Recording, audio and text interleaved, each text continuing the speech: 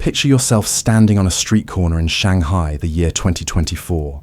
Around you, the air hums with motion, screens glow from every direction, and the city pulses with an energy that never quite settles. The sidewalks are packed with people moving in all directions, their faces lit by the blue glow of smartphones, their steps quick and purposeful. Cars honk. Delivery motorcycles weave through traffic with alarming confidence. The smell of street food mingles with exhaust fumes and the synthetic perfume of shopping mall air conditioning. Above, skyscrapers rise so high they seem to pierce the clouds, their facades covered in digital screens, advertising everything from luxury watches to mobile games. This is modern Shanghai, a city of 25 million people, a monument to prosperity and progress, a place where the future seems to have already arrived. Now imagine someone approaches you on that corner. Maybe they're well-dressed, professional, friendly. Maybe they offer you something, a pill, a powder, something that promises relief from the stress that has been building in your chest for weeks, months, maybe years. Something that everyone seems to be using, or at least talking about. You've seen the articles online, heard the whispers in break rooms and at dinner parties, read the social media posts from people who swear it changed their lives. It helps people focus, they say. It takes the edge off. It makes everything feel manageable again. Makes the impossible deadlines feel achievable. The overwhelming responsibilities feel bearable. The constant pressure feel like something you can finally handle. You hesitate. You know you shouldn't. Your parents warned you about drugs. Your health teacher gave that presentation in school. You've seen the news reports about addiction and overdoses. But the person in front of you is persuasive, and they don't look like a drug dealer from those old anti-drug commercials. They look like you. They sound reasonable. And you're tired. So tired. The pressure has been building for so long, the weight on your shoulders growing heavier with each passing day, and nothing else has worked. Not exercise, not meditation apps, not therapy, not the prescription your doctor gave you that made you feel numb and disconnected. So you try it. Just once, you tell yourself. Just to see what it's like. Just to get through this particularly difficult week. And then you'll stop. That first time, it's everything they promised, and more. The anxiety that has been your constant companion for months simply evaporates like morning mist under the sun. Your shoulders, which have been tight and knotted for so long you'd forgotten what relaxation felt like, suddenly drop and release. Your breathing deepens, pulling air all the way down into your belly for what feels like the first time in forever. A warm, golden sensation spreads through your body, starting in your chest and radiating out to your fingertips and toes. It feels like being wrapped in the softest blanket imaginable, like being held by someone who loves you unconditionally, like finally coming home after a long and exhausting journey. For the first time in what feels like forever, you feel okay. Not just okay, you feel good. Better than good. You feel like this is how life is supposed to feel, how you're supposed to feel, and everything before this moment was just you struggling unnecessarily against an invisible current. The problems that loomed so large an hour ago, the deadlines that seemed impossible, the relationships that felt strained, the future that appeared threatening and uncertain, all of it now seems distant, manageable, almost trivial. You smile, you laugh. Your mind, which has been racing for months with anxious thoughts and catastrophic scenarios, finally slows down and settles. You think, where has this been all my life? Why didn't anyone tell me it could be like this? Within weeks, you find yourself unable to stop. The substance that promised relief has become a requirement. Your body has adapted to its presence, building up a tolerance, and now when you try to go without it, you feel terrible. Not just a return of your original anxiety, but something worse. Sweating, shaking, nausea, muscle aches, a gnawing emptiness in your chest that feels like grief and terror mixed together. Your body craves it. When you wake up in the morning, your first thought is not about the day ahead, not about your responsibilities or your loved ones or your goals. It's about when you can use again, about whether you have enough, about how you'll get more if you don't. Your mind bends toward it constantly, a low-level obsession that colors everything else. Work becomes a means to an end, a way to earn money for the next dose. Relationships fade into background noise, people's voices reaching you as if from a great distance, their words important only if they're related to your supply or your ability to use. Hobbies and interests that once brought genuine joy now feel hollow, pointless, unable to compete with the intensity of the high. Food loses its flavor. Music sounds flat. Sunsets that once made you stop and stare now register only as a change in light. Everything else fades into a distant hum, a grey static punctuated only by those moments when the drug is in your system and the world lights up again, vivid and warm and bearable. You tell yourself you're functional, you're still going to work, still paying your bills, still maintaining appearances. You're not one of those addicts, the ones living on the street or stealing from their families. But the truth is, you're disappearing. Piece by piece, the person you were is being replaced by someone whose only real relationship is with a substance. Your savings are gone. Your friendships are strained. Your family is worried, but doesn't know what to say. And you're just trying to make it through another day, caught in a cycle you no longer control, if you ever did. This is addiction in the modern world. It's happening right now, in cities and towns across the globe, in Shanghai and New York and London and Sao Paulo and Mumbai and countless other places. It's happening to professionals and students, to parents and children, to people who thought they were too smart or too strong or too careful to ever let something like this happen to them. It crosses every boundary we try to draw around it, every attempt we make to say this happens to them, not to us.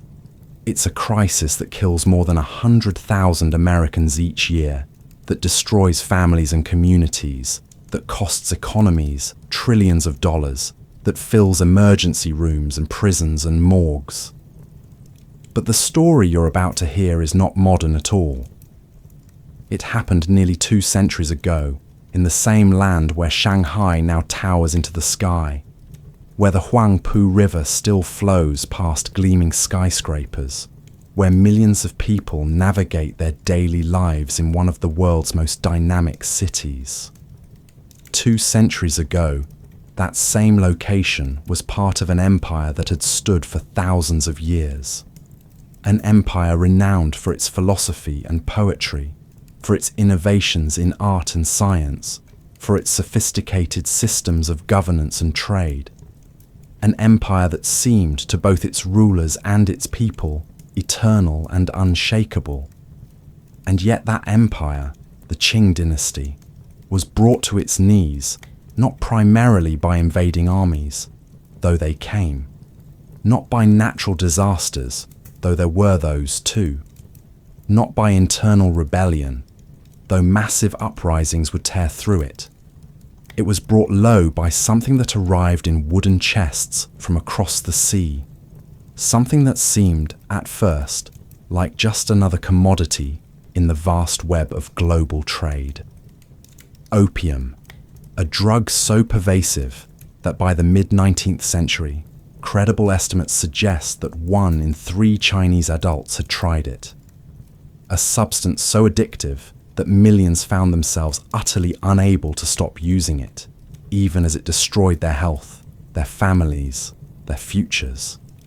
This drug drained the empire's silver reserves, weakened its military to the point of collapse, corrupted its officials at every level, and left millions of people lying on wooden beds in dimly lit rooms, their eyes glazed, their bodies wasting, their futures evaporating with each pull from a long-stemmed pipe. And behind this catastrophe was not a plague, not a natural disaster, not an accident of history.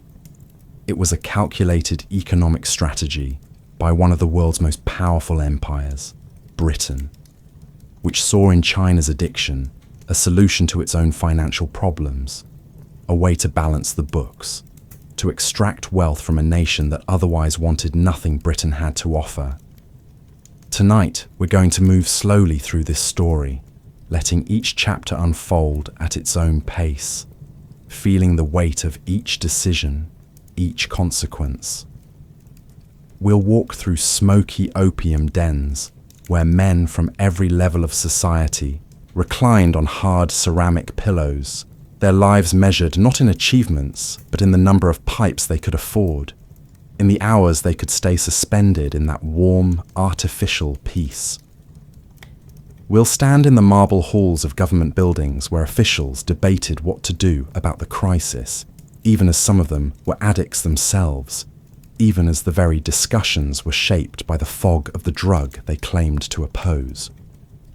We'll stand beside Commissioner Lin Zexu, a man of extraordinary moral courage and administrative skill, as he orders the destruction of more than 1 million kilograms of opium at Human, watching the drug dissolve into the Pearl River over 23 days, knowing or perhaps just sensing that this act of defiance would lead to war.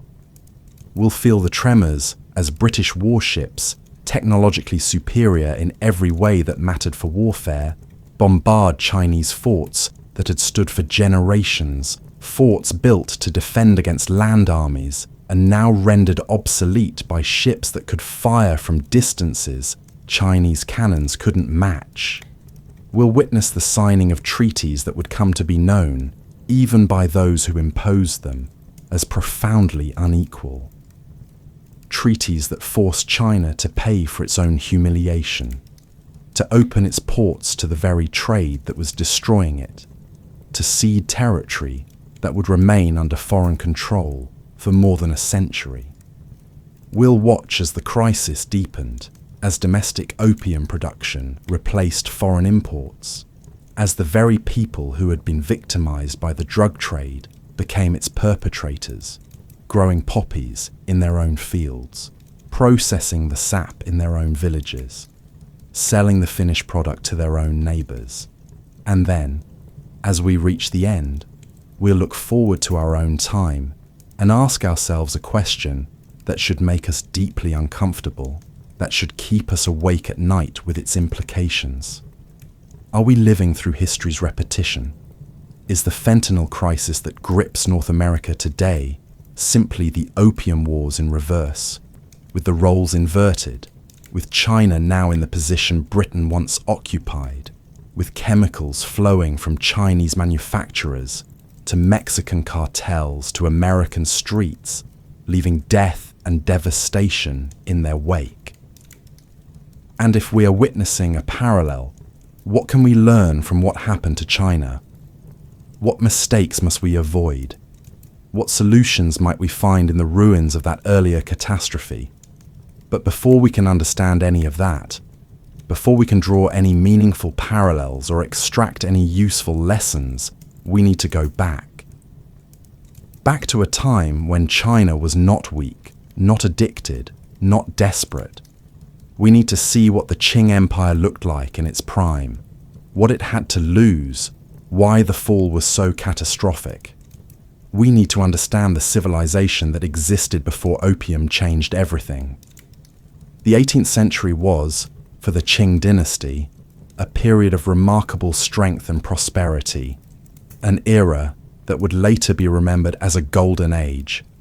Though, like all golden ages, it looked better in retrospect than it probably felt at the time.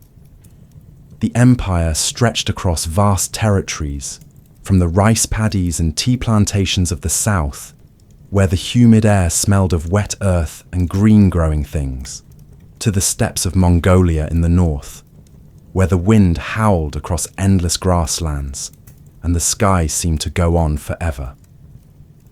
From the coastal cities where merchants haggled in a dozen languages over silk and porcelain and tea, to the mountain passes of Tibet, where the air was so thin it hurt to breathe, and the monasteries clung to cliffsides like the nests of impossible birds. The Qing emperors ruled over perhaps 300 million people, making China by far the most populous nation on earth, a demographic advantage that translated into agricultural abundance, military strength, and a domestic market so vast that foreign trade was almost an afterthought. And unlike many empires that held power through constant military conquest and brutal suppression, the Qing managed to maintain a kind of equilibrium, a functioning system built on centuries of refinement. Not perfect peace, certainly not universal happiness, but a working social order that provided most people with enough stability to plant their crops, raise their families, practice their trades, worship their gods, and occasionally aspire to something better. At the heart of this system was a philosophy that had shaped Chinese governance for over 2,000 years. Confucianism. It wasn't a religion in the Western sense, though it had ritualistic and spiritual elements. It was more of a comprehensive ethical framework, a guide for how to live, how to relate to others, how to govern and be governed. It emphasized harmony over conflict, hierarchy over equality, duty over individual desire, tradition over innovation. It taught that a well-ordered family was the foundation of a well-ordered state, that children should honor their parents, wives should defer to their husbands, subjects should obey their rulers, but also that rulers should govern justly and parents should care for their children, creating a web of reciprocal obligations that bound society together. The concept of filial piety was central. The idea that children owed their parents absolute respect and obedience, that caring for aging parents was not just a nice thing to do, but a fundamental moral obligation, perhaps the most important obligation a person could have. Scholars memorized the Analects of Confucius, those brief, cryptic sayings that had been interpreted and reinterpreted for millennia. They studied the 5 classics and the 4 books, texts so foundational to Chinese culture that literacy itself was almost synonymous with knowledge of these works. And crucially, Confucianism emphasized the idea that a ruler's legitimacy came not from divine right, not from military might alone, but from what was called the mandate of heaven. This concept held that a ruler governed with heaven's approval only so long as he ruled wisely and justly, only so long as he brought prosperity and stability to the people. Natural disasters, famines, widespread discontent, these were seen not just as unfortunate events, but as signs that the mandate might be slipping, that heaven was withdrawing its approval. This created a sort of built-in check on absolute power. An emperor could not simply do whatever he wanted and claim divine authority. He had to at least appear to govern well, to maintain order and prosperity, or risk being seen as unfit to rule. Officials were selected through rigorous civil service examinations that tested knowledge of the classical texts, mastery of poetry and calligraphy, ability to compose essays on proper governance and ethical dilemmas. The exams were brutally difficult. Men spent years, sometimes decades, preparing for them. The failure rate was astronomical. Only a tiny fraction of candidates ever passed the highest levels. But in theory, at least, this meant that China was governed not by a hereditary military aristocracy, not by the richest landowners, but by scholars, men who had demonstrated their intellectual abilities and their mastery of the classical tradition. In practice, of course, the system was riddled with corruption, nepotism, and regional power struggles. Wealthy families could afford better tutors, more leisure time for study. They could bribe exam officials or buy positions outright. Local magistrates extracted bribes from anyone who needed official documents or wanted to avoid legal troubles. Regional governors built personal power bases and sometimes operated almost independently of the central government. Factions at the imperial court engaged in Byzantine political maneuvering, with eunuchs and imperial relatives wielding influence that sometimes exceeded that of the official bureaucracy. But compared to many other empires of the time, compared to the chaos and constant warfare that characterized much of Europe, compared to the slave-based economies of the Americas, the Qing system functioned with a degree of administrative sophistication and stability that impressed even its harshest critics. It provided a framework for managing an enormous population across diverse regions. It maintained roads and canals, managed granaries and flood control systems, administered justice however imperfectly, collected taxes, and generally kept the machinery of state running. The economy, too, was thriving in the 18th century. Chinese artisans produced goods that were coveted across the entire world. Silk so fine it seemed to shimmer with its own light, woven with patterns so intricate that European weavers could only marvel at the technique. Porcelain so delicate and translucent that it seemed almost magical. Vessels so thin you could see light through them, decorated with paintings of such detail and beauty that they were treasured as works of art, not mere dishes. The first formula for making true porcelain, that combination of kaolin clay and pétunce fired at extremely high temperatures, was a closely guarded secret that Europe wouldn't fully replicate for centuries. And tea. Tea had become an absolute obsession in Britain by the 18th century. What had started as an exotic luxury for the aristocracy had spread down through the social classes until the average London worker was spending 5% of their household budget on it. Tea time became a ritual, a social institution, almost a religion. The British wanted Chinese tea desperately, vast quantities of it, and they were willing to pay premium prices. Chinese merchants were happy to sell it to them. The problem was that the British also wanted Chinese silk, Chinese porcelain, Chinese furniture, Chinese wallpaper, Chinese everything, and in return, China wanted almost nothing from Britain.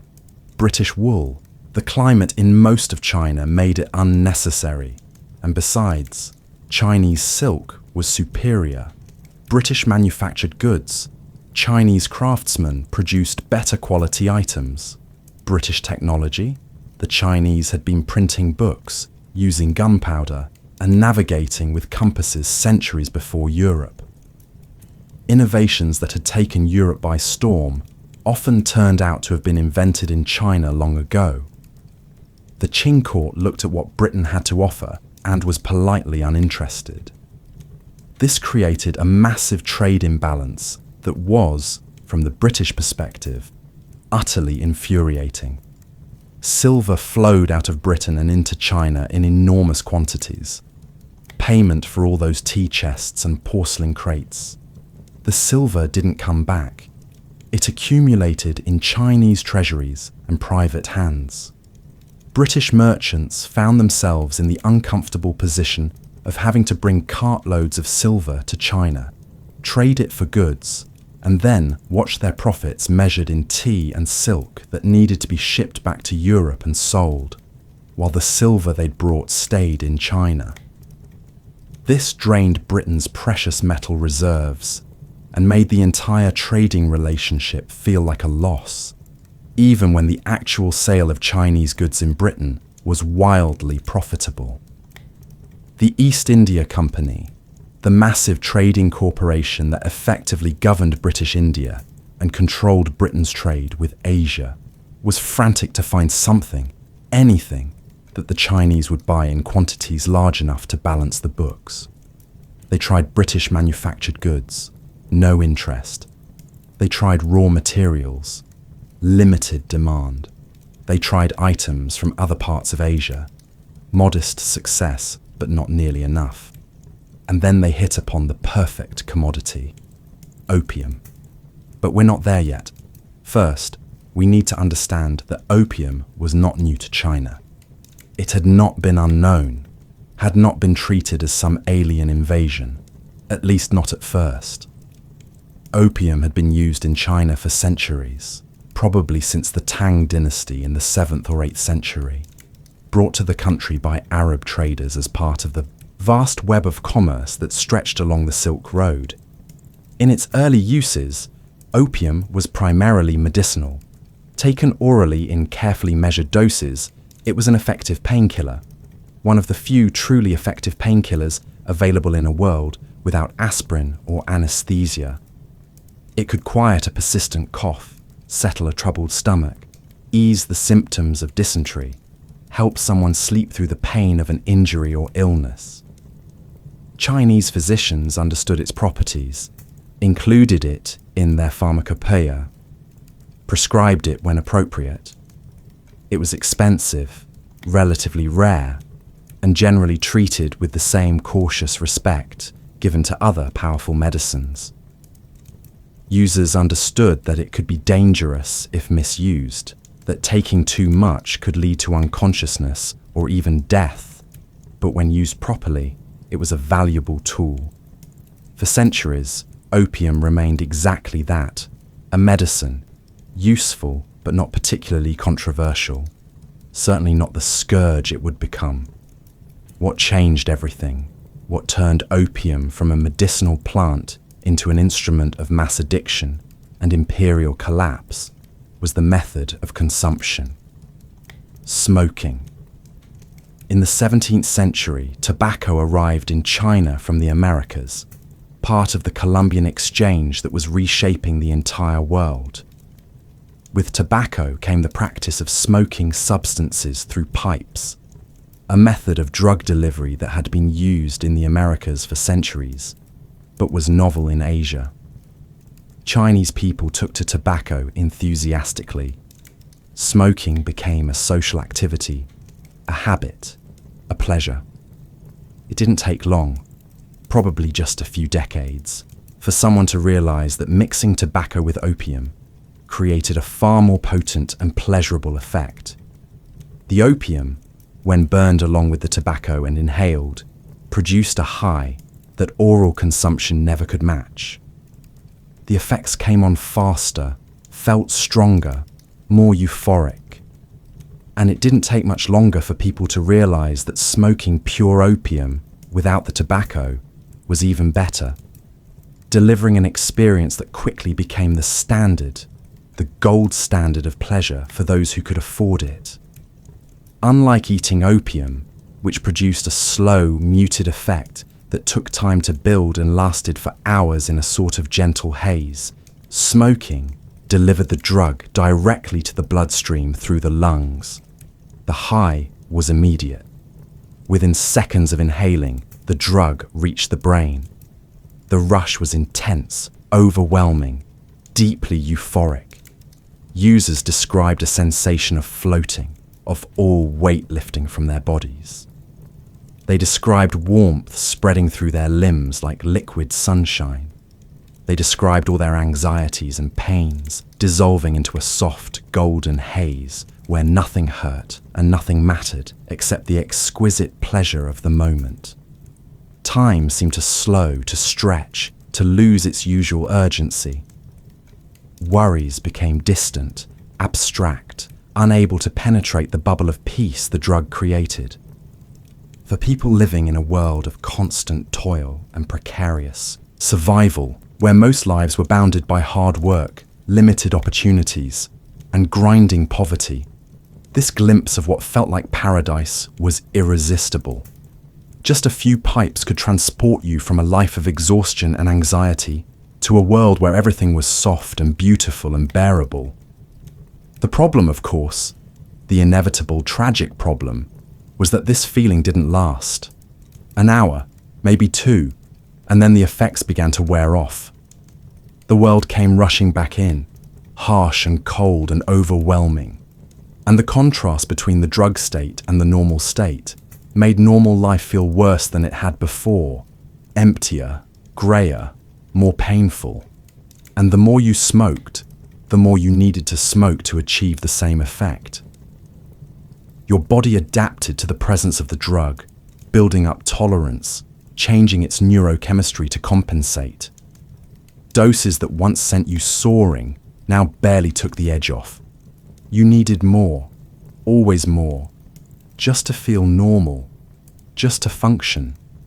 The addiction seized you with claws that tightened with every use, until you were no longer choosing to smoke, but simply incapable of choosing not to.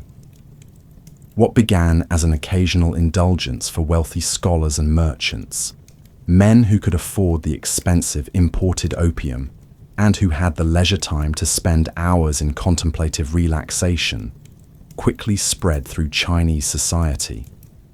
As the price of imported opium dropped in the early 19th century, thanks to British efforts to flood the market and maximize profits, thanks to economies of scale in Indian production, thanks to more efficient smuggling networks along the Chinese coast, opium smoking spread down the social ladder like water finding its level.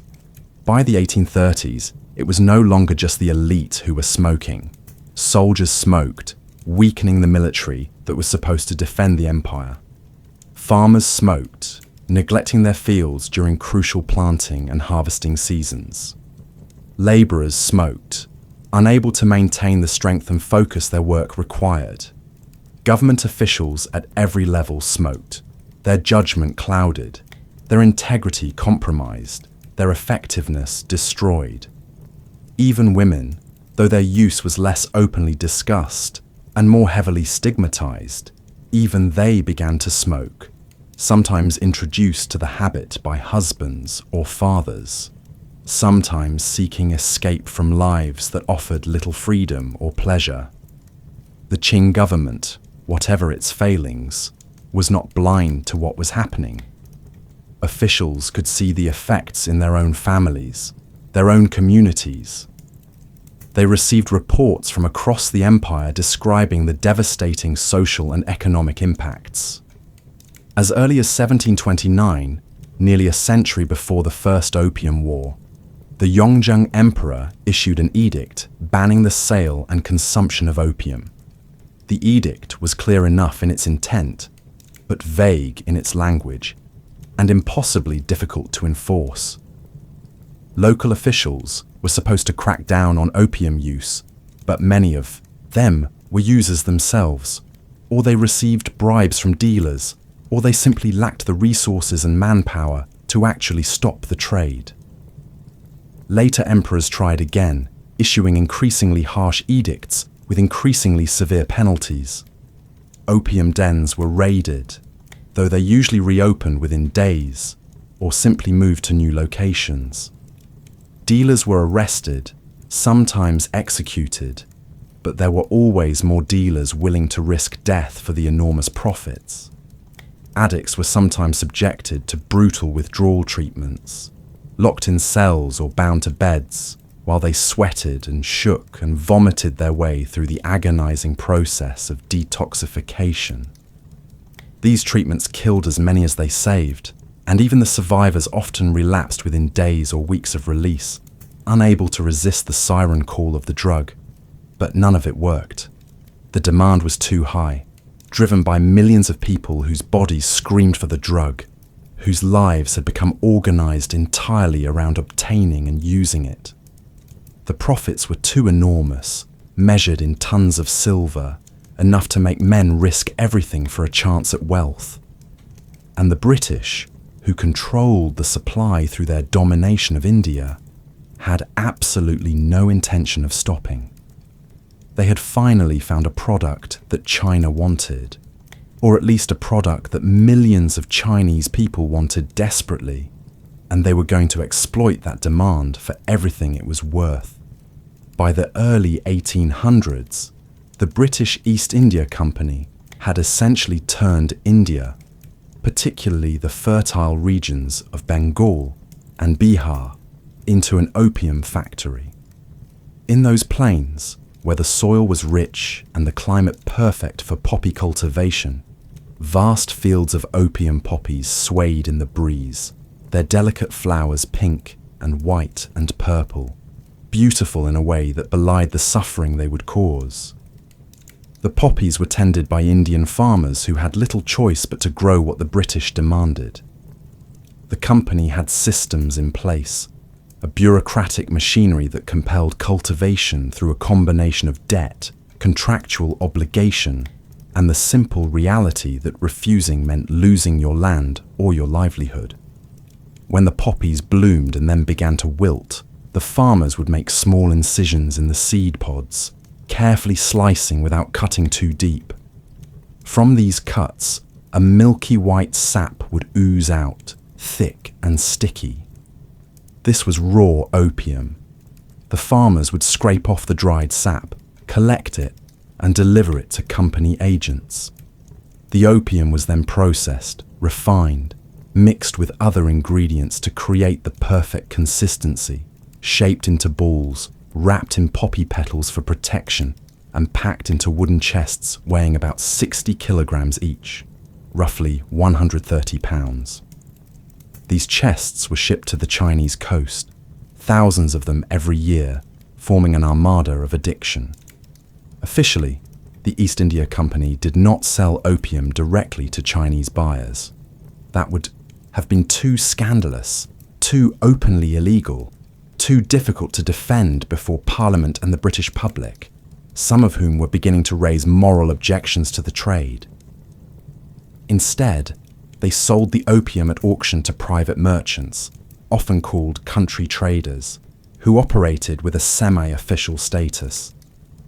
These merchants would load the opium onto their ships and sail to the coast of China, where they would anchor beyond the reach of Qing authorities, out past the Pearl River, past the jurisdictional limits of Chinese law.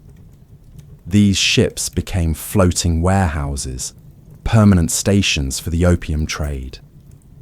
Chinese smugglers, operating fast boats that could navigate the shallow coastal waters and evade patrol ships, would row out to them in the dead of night. The water black and glittering with starlight, the air thick with humidity and the smell of salt and fish. They would pull alongside the foreign ships, where they'd exchange silver, heavy bars, and coins of it, for chests of opium. Then they'd spirit the drug inland through networks that grew more sophisticated every year. Corrupt officials who accepted bribes to look the other way. Well-paid intermediaries who managed distribution. Local dealers who sold to individual users or to den operators who would prepare and serve the drug. The numbers grew staggering, the kind of figures that are hard to grasp in their enormity.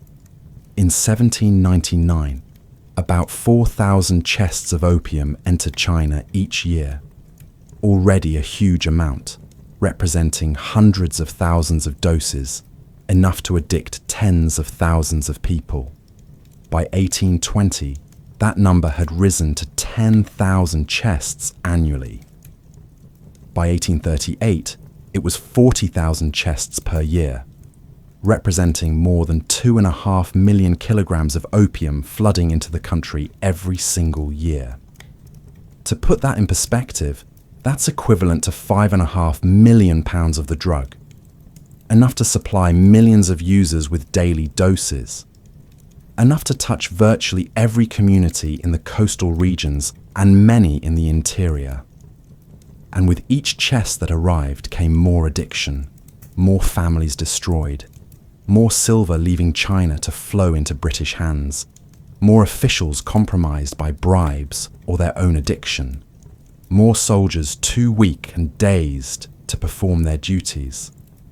The Qing Empire was being hollowed out from the inside, and the British were profiting handsomely from its collapse, using the silver extracted from China to finance their own imperial expansion, to build railroads and factories, to fund wars and colonial administrations across the globe. But let's slow down for a moment. Let's step away from the statistics and the trade routes and the imperial edicts, from the grand sweep of history and the movement of empires, and instead walk into one of those opium dens. Because to understand what happened to China, to really understand it in a way that goes beyond numbers and political analysis, we need to understand what opium did to people, not as an abstraction, not as a line on a graph showing imports and addiction rates, but as a lived experience, as something that happened to real human beings with hopes and fears and families and dreams. Imagine you're standing at the entrance to an opium den in Canton, now known as Guangzhou, in the year 1835. The building is unremarkable from the outside, just another narrow structure wedged between a tea shop and a cloth merchant's stall, the kind of place you could walk past 100 times without noticing. The walls are grimy, the wood darkened by years of smoke and weather. A faded red lantern hangs above the door, its paper torn and stained with years of rain and smoke, and the casual neglect that comes when no one cares enough to replace it. The characters painted on the lantern are so faded you can barely read them, but those who need to know, they know what this place is. You push the door open and immediately the smell hits you. Sweet, cloying, heavy, unmistakable once you've encountered it. It's not unpleasant exactly, at least not at first, but it's overwhelming. The sweetness of burning opium mixed with the acrid smell of charcoal smoke, the sour tang of unwashed bodies, the mustiness of air that hasn't been fresh in years. It clings to the back of your throat and makes you cough. Your eyes water slightly as they adjust to the dim interior, and you're grateful when the script EOF coughing subsides. Inside, the room is dim, lit only by a few oil lamps that cast flickering shadows across the walls. The flames dance, creating patterns that seem to move and breathe. The air is thick with smoke, so thick that you can barely see the far end of the room. It's not just opium smoke, though that's the dominant scent. It's also tobacco, incense sometimes meant to mask the smell, though it never quite succeeds, and the smoke from the charcoal braziers used to heat the opium. The combination creates a fog that hangs in the air, moves slowly like a living thing, catches the light and diffuses it into a hazy glow. Along both walls are wooden platforms, about waist high, running the length of the room.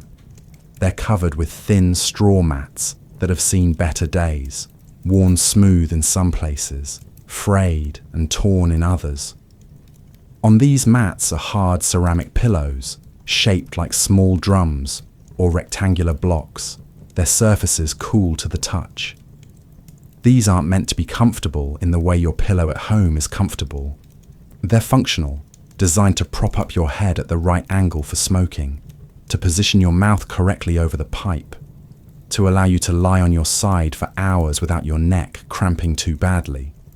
On these platforms, men are lying on their sides, their heads resting on the pillows, their eyes half closed.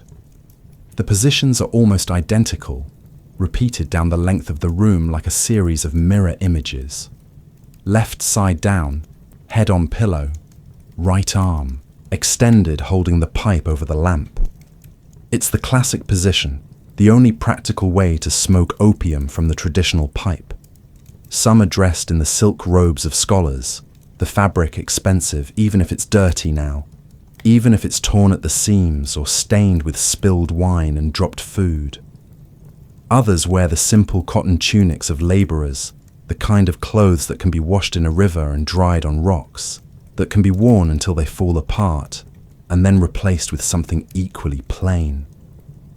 There are old men with grey beards, their faces lined with decades of worry and work. Though whether those lines came before the opium or because of it, you can't tell. There are young men who look barely out of their teens, thin and pale, their eyes already carrying that hollow look that comes with addiction, that sense that they're looking at the world from very far away.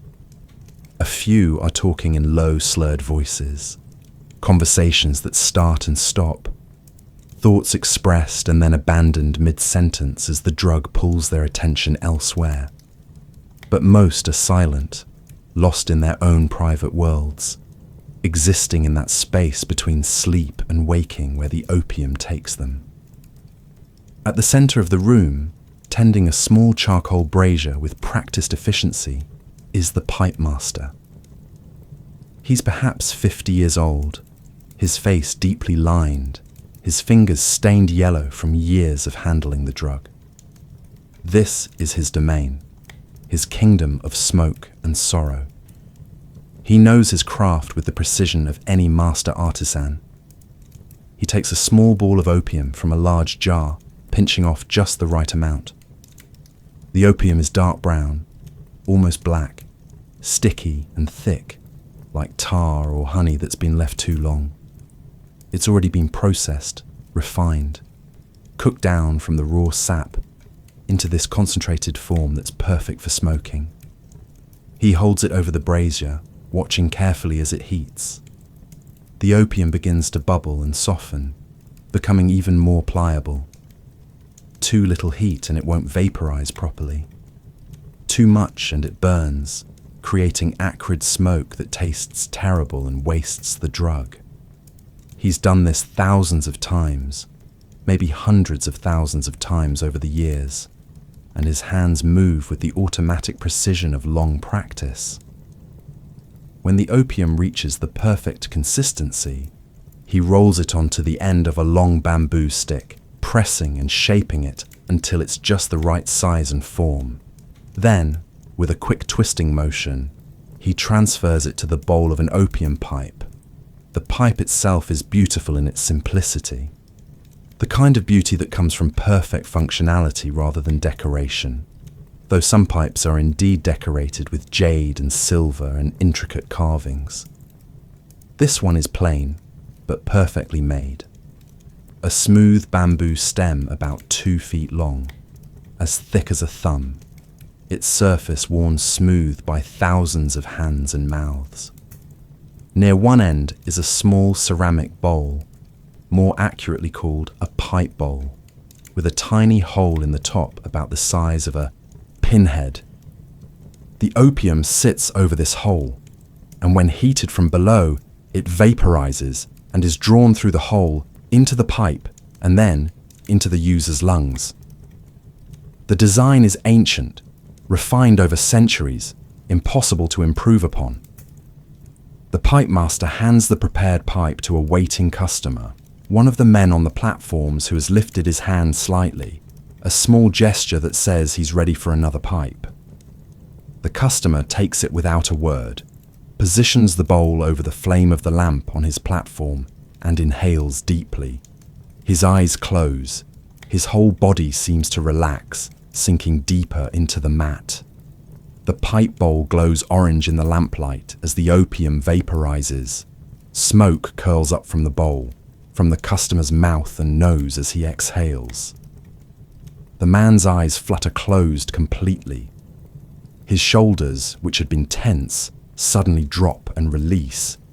His jaw goes slack, and for a moment, everything in his life, every worry, every debt, every failure, every fear seems to disappear into that exhalation of grey-white smoke.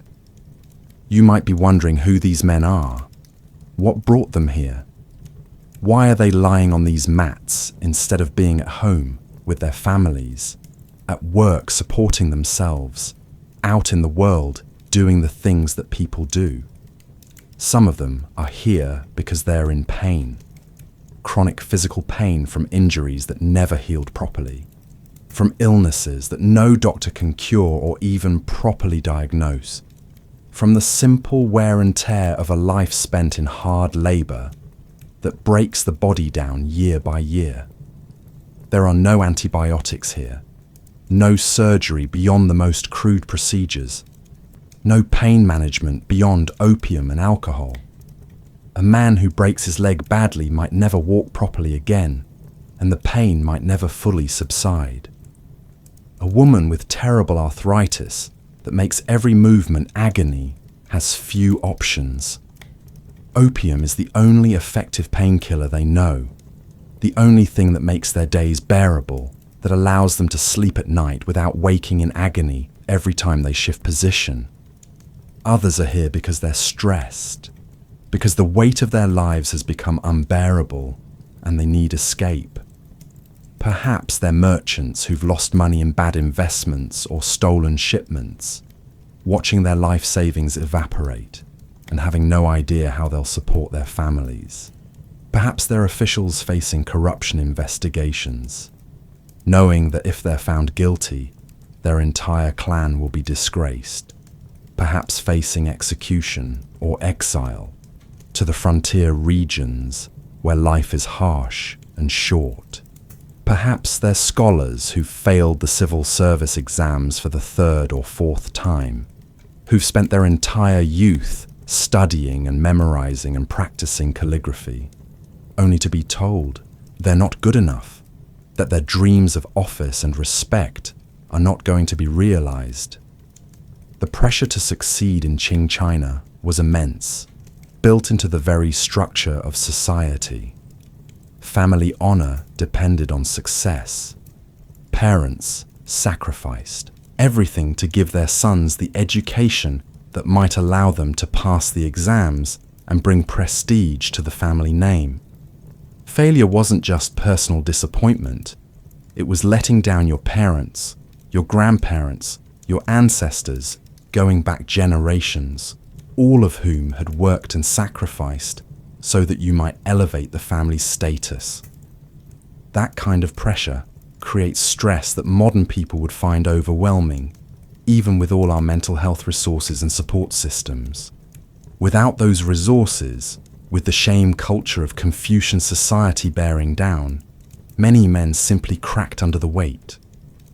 Opium offered an escape, a way to silence the voice in their heads that told them they were worthless, that they had disappointed everyone who mattered, that they would never amount to anything. And then, there are those who are here because they can no longer choose not to be. Addiction is a trap that closes slowly, so gradually that you don't notice until it's too late. At first, you tell yourself you're in control. You only smoke once a week, only on special occasions. You can stop any time you want. You're not like those other people, the ones who've lost everything to the drug. You're just using it recreationally, just taking the edge off sometimes when life gets particularly stressful. But the occasions become more frequent, almost without you noticing. Once a week becomes twice a week, becomes every other day, becomes every day. Your body begins to adapt to the presence of the drug, building up a tolerance so that the doses that once sent you floating now barely register. You need more to achieve the same effect, and you need it more often. And if you try to stop, if you go even a day without smoking, your body rebels.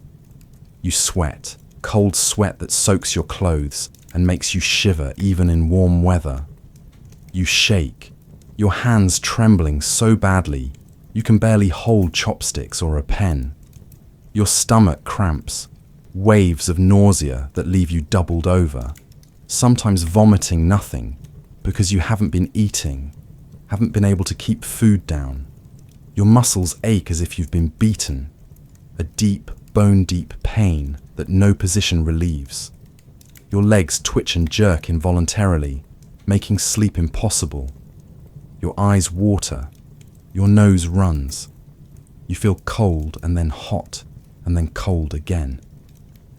And worst of all, your mind fills with a desperate clawing need that makes it impossible to think about anything else, that reduces your entire consciousness to a single screaming demand for the drug. So you smoke again. You have to. The idea of enduring withdrawal seems impossible, literally unendurable, and even if you could endure it, what would be the point? The world without opium seems grey and hostile. The future appears empty, and you can't remember why you thought stopping was a good idea. The cycle continues, day after day, month after month, until you're no longer the person you once were. You're a hunger with a human shape, a need that has consumed everything else. The opium den is not always a place of despair, though. At least, not at first, not on the surface. For some users, especially those who are still smoking in moderation, those who haven't yet crossed the line from use to addiction, the den is a social space. Men gather here to talk, to share news and gossip, to conduct business in a relaxed atmosphere. The drug loosens tongues, makes conversation flow more easily, strips away some of the rigid formality that governs most social interactions in Qing society. Business deals are struck here. Marriages are arranged. Information is exchanged. Friendships are formed, though they're often the shallow friendships of shared vice rather than genuine affection. Unlike alcohol, which was often associated with violence and loss of control, which could turn men aggressive and unpredictable, opium was seen by many as a more refined intoxicant, one that promoted calm and contemplation rather than chaos. A drunk man might start a fight, might say things he regrets, might damage property or disturb the peace. An opium smoker would just lie there peacefully, lost in pleasant dreams, causing trouble for no one except eventually himself. Wealthy merchants would invite guests to their homes to smoke together, much as one might invite friends over for tea or wine in other cultures. The pipes used in these private settings were often elaborately decorated, works of art in their own right, with jade mouthpieces and silver fittings. The bamboo carved with scenes from classical literature or poetry. The act of preparing and smoking opium became ritualized in these upper-class settings, almost ceremonial. There was a proper way to heat the opium, a correct angle to hold the pipe, a specific etiquette around how many pipes one should smoke, how to offer a pipe to a guest, when it was appropriate to decline. It became a way to demonstrate one's sophistication and leisure, one's cultural refinement.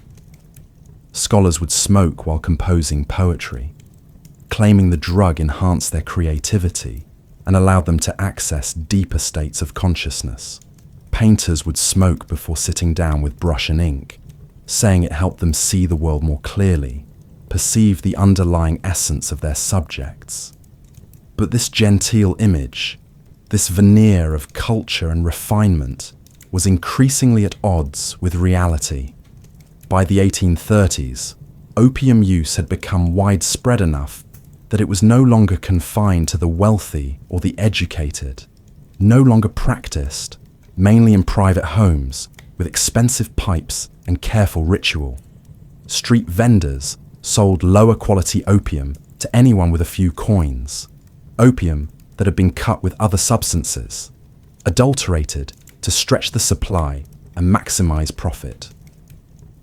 Public opium dens like the one you're standing in catered to the masses. Cramped, filthy spaces where dozens of men would crowd onto narrow platforms, passing pipes back and forth, their bodies pressed together in the smoke-filled gloom, personal space a luxury no one could afford. There was nothing refined about these places. They were refuges for the desperate, the impoverished, the hopeless.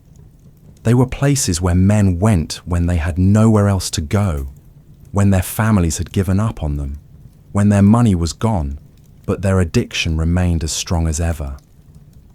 The platform mats were rarely cleaned, crusted with old spills and body fluids. The air was so thick with smoke that it made your eyes burn and your lungs ache. Disease spread easily in the close quarters. Tuberculosis and other respiratory illnesses passing from one user to another, with every shared pipe, every cough, every drop of saliva. The pillows were hard and stained. The lamps gave off black smoke that coated everything with soot. And outside their doors, the consequences of mass addiction were becoming impossible to ignore. Productivity declined across the empire, measurably and disastrously. Fields went unplowed because farmers were too weak or too distracted to work, because they'd spent their seed money on opium, because they'd smoked through the critical days of planting or harvesting, and by the time they were capable of working again, it was too late. Workshops shut down because craftsmen could no longer focus on their trades, because their hands shook too much to perform delicate work, because they'd pawned their tools to buy more of the drug. Mills stood idle. Markets had fewer vendors. The economic engine that had made China so prosperous was sputtering and stalling as more and more of its operators became incapable of sustained effort. The Imperial Army, once a formidable force that had conquered Mongolia and Tibet, that had kept the peace across vast territories, became a shadow of its former self. Soldiers spent their military wages, meant for equipment and provisions, on opium instead. Training sessions were skipped because too many men were lying on platforms smoking. When British ships appeared during the war, numerous reports described Chinese troops too weak or too disoriented to properly man their cannons, to maintain their defensive positions, to execute coordinated military maneuvers. Some units simply fled when they saw the British approaching. Others, incredibly, sat and smoked while their forts were bombarded, watching passively as their positions were overrun, as if the war were happening to someone else, in some other world they couldn't quite access. Crime increased as addicts turned to theft and corruption to fund their habits. Robbery became more common as desperate men stole whatever they could sell. Official corruption reached levels that threatened the basic functioning of government. Tax collectors pocketed money. Magistrates accepted bribes to ignore opium dens in their jurisdictions. Military officers embezzled funds meant for supplies and equipment. Even officials tasked with suppressing the opium trade were sometimes users themselves, or were being paid by smugglers to look the other way. The system of mutual responsibility that was supposed to keep officials honest began to break down as more people found themselves complicit in the trade. Families fell apart as husbands, fathers and sons disappeared into opium dens for days at a time, emerging only when they had no money left and nowhere else to go. Wives were left to support families alone, taking in washing or sewing, borrowing money they couldn't repay, watching their children go hungry while their husbands smoked. Parents watched their sons, on whom they had pinned all their hopes for the family's future, waste away. The Confucian ideal of filial piety, of children honoring and caring for their parents, became a bitter joke when those children were addicts who stole from the family and brought only shame. And all the while, silver, the lifeblood of the Chinese economy, the medium that made all other trade possible, continued to flow out of the country in an enormous hemorrhaging of wealth.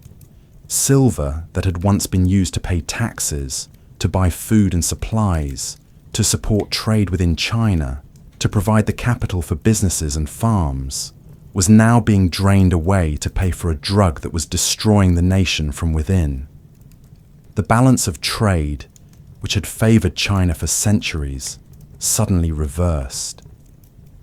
By the 1830s, China was exporting silver rather than importing it, an economic catastrophe that contributed to deflation, made debts harder to repay, disrupted internal trade, and undermined the government's financial stability. The Qing government watched all of this with growing alarm, with something approaching panic among some officials. But for years, they were paralyzed by indecision, by factional politics, by the sheer scale of the problem and their lack of effective tools to address it.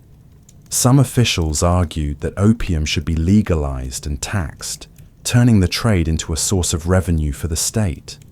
If people were going to smoke opium anyway, they reasoned, and enforcement was clearly failing, the government might as well profit from it.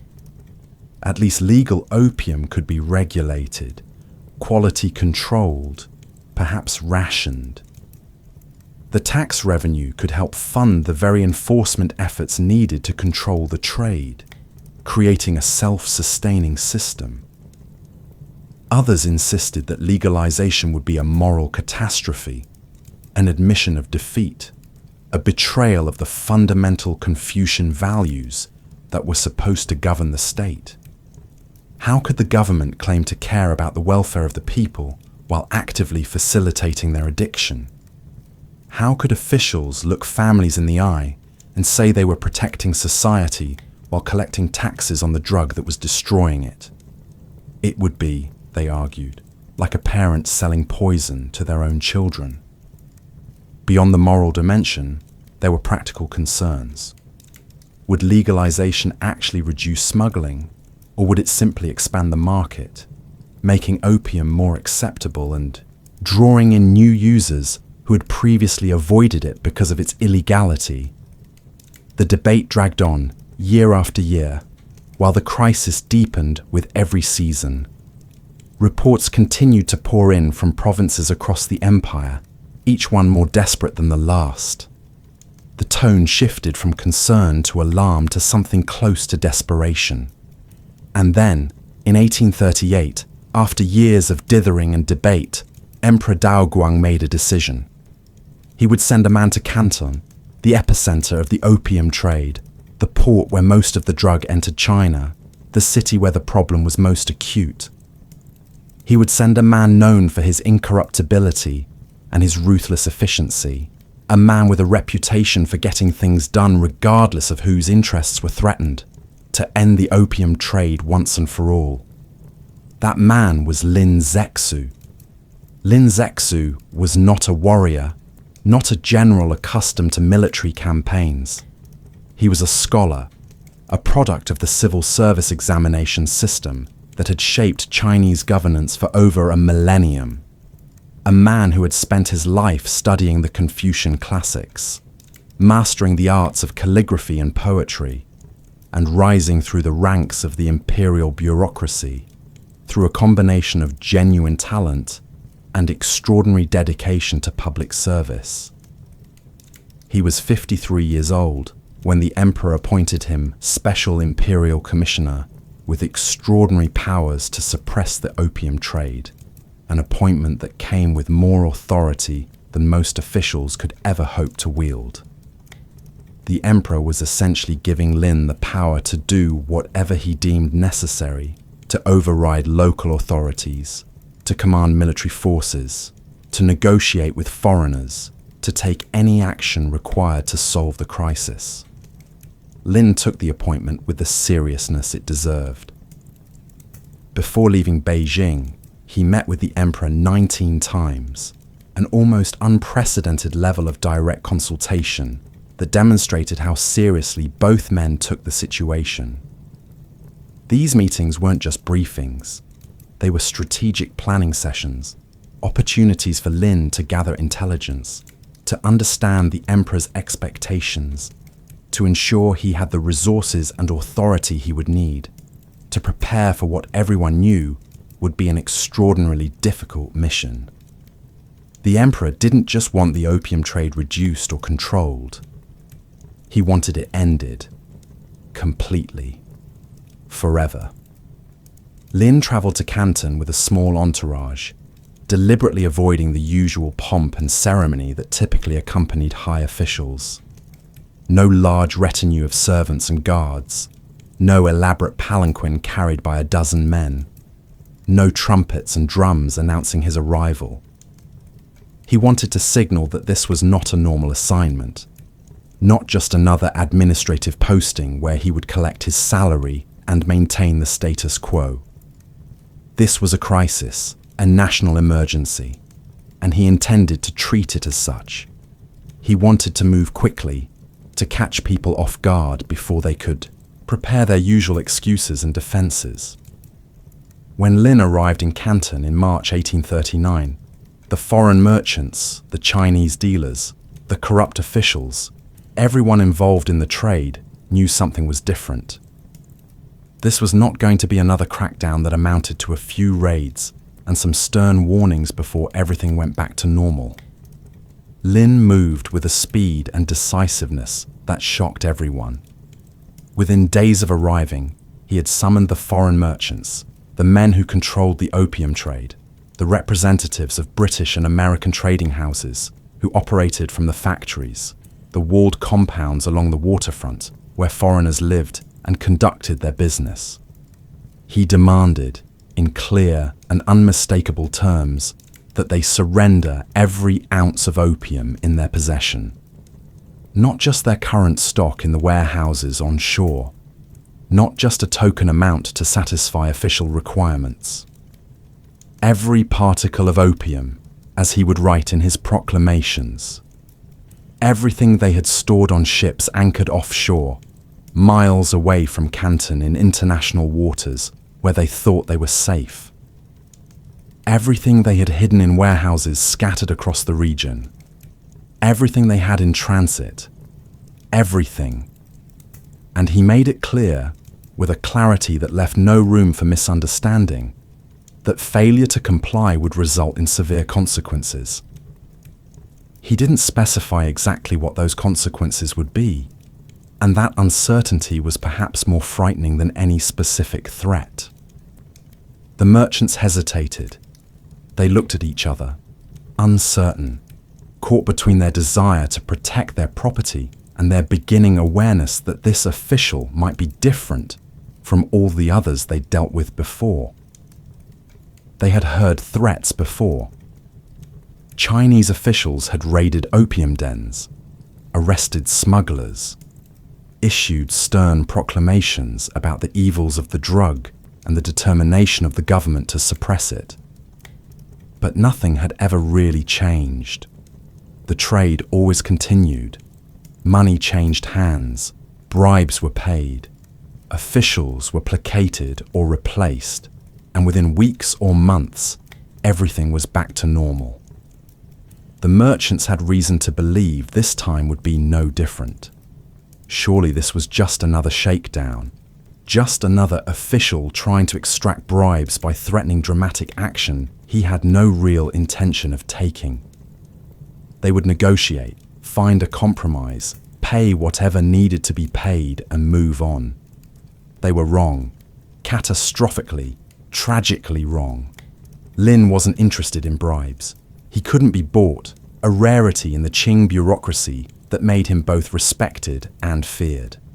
When the merchants tried to negotiate, tried to offer partial compliance or monetary compensation, he refused. His terms were absolute and non-negotiable. All the opium or there would be consequences. When the merchants still dragged their feet, still hoped this would somehow blow over, Lin showed them what consequences meant. He ordered Chinese troops, soldiers he had brought with him because he couldn't trust the local garrison, to surround the foreign factories, the walled compounds where the merchants lived. These factories were located along the Pearl River waterfront, elegant buildings by Chinese standards, with courtyards and gardens, comfortable apartments where the foreign merchants lived in a style far more luxurious than they could have afforded back home. The compounds were designed to keep foreigners separated from the general Chinese population, to contain the foreign presence and make it easier to monitor and control. But they also provided a degree of comfort and security that the merchants had come to take for granted. Now those same walls that had protected them became a prison. Chinese troops took up positions around the perimeter. Guards were posted at every gate. No one was allowed in or out. Lin cut off supplies of food and water. Or rather, he reduced them to bare minimum levels, enough to keep the foreigners alive, but not comfortable. He detained their Chinese servants and translators, the people they relied on to navigate daily life in Canton, to shop for food, to translate their communications with officials, to manage the practical details of their existence. Suddenly, the foreign merchants found themselves isolated, unable to communicate effectively, unable to leave, unable to get supplies, and increasingly uncertain about what would happen next. They sent urgent messages to their ships anchored downstream, demanding that opium be brought ashore and surrendered to the Chinese authorities.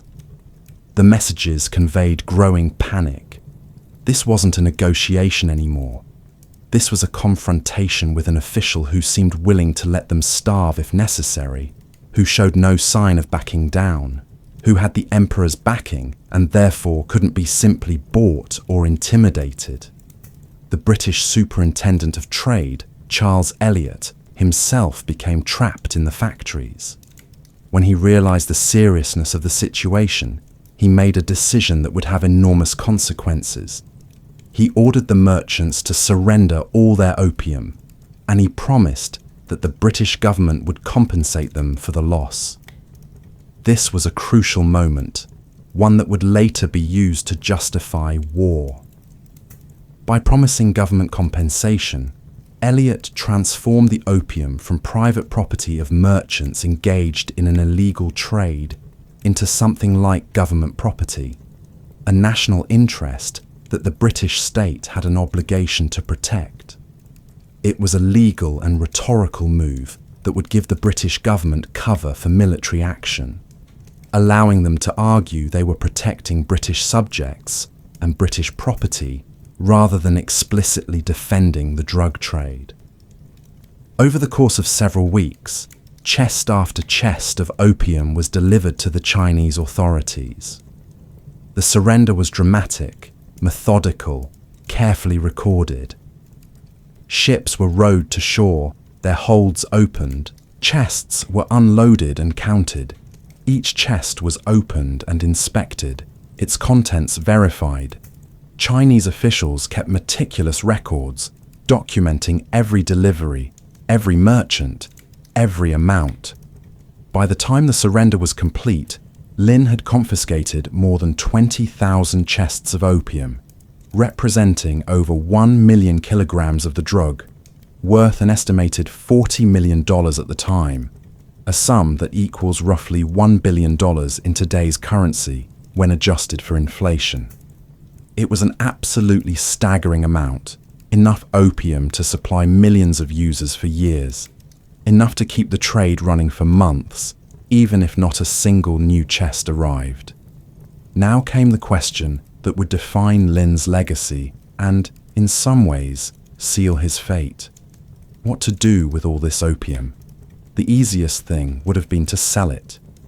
The proceeds would have been enormous, enough to fund armies, repair infrastructure, build granaries, alleviate famines. The imperial treasury was chronically short of funds. Local governments were desperate for revenue. There were 1,000 pressing needs that could have been addressed with $1 billion. And selling the opium would have been practical, even arguably merciful in a grim way, since the drug would be used by people who were already addicted. People for whom the only alternative to opium was the agony of withdrawal. But Lin refused to even consider it. His opposition wasn't just practical, though there were practical concerns. Selling the opium would flood the market, drive down prices, potentially make the drug even more accessible to people who weren't yet addicted.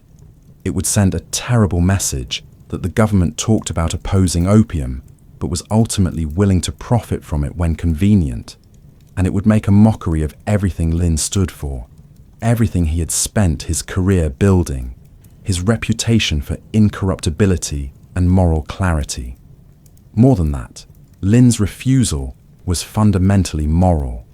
He saw opium not just as a drug or a commodity, but as a poison, a curse, something that had no legitimate place in Chinese society. Selling it would only perpetuate the problem, spreading the poison further into Chinese society, into communities that might have been spared, into families that might have remained whole. The money would be spent, the projects it funded would be completed or abandoned, but the addiction would continue, generation after generation, slowly consuming the empire from within. No, it had to be destroyed, every last bit of it, and not just destroyed, but destroyed publicly, dramatically, in a way that sent an unmistakable message to the British, to the Chinese people, and to the world. On June 3rd, 1839, the destruction began at Human, a small town south of Canton on the Pearl River Delta, near where the river emptied into the sea. The location was carefully chosen.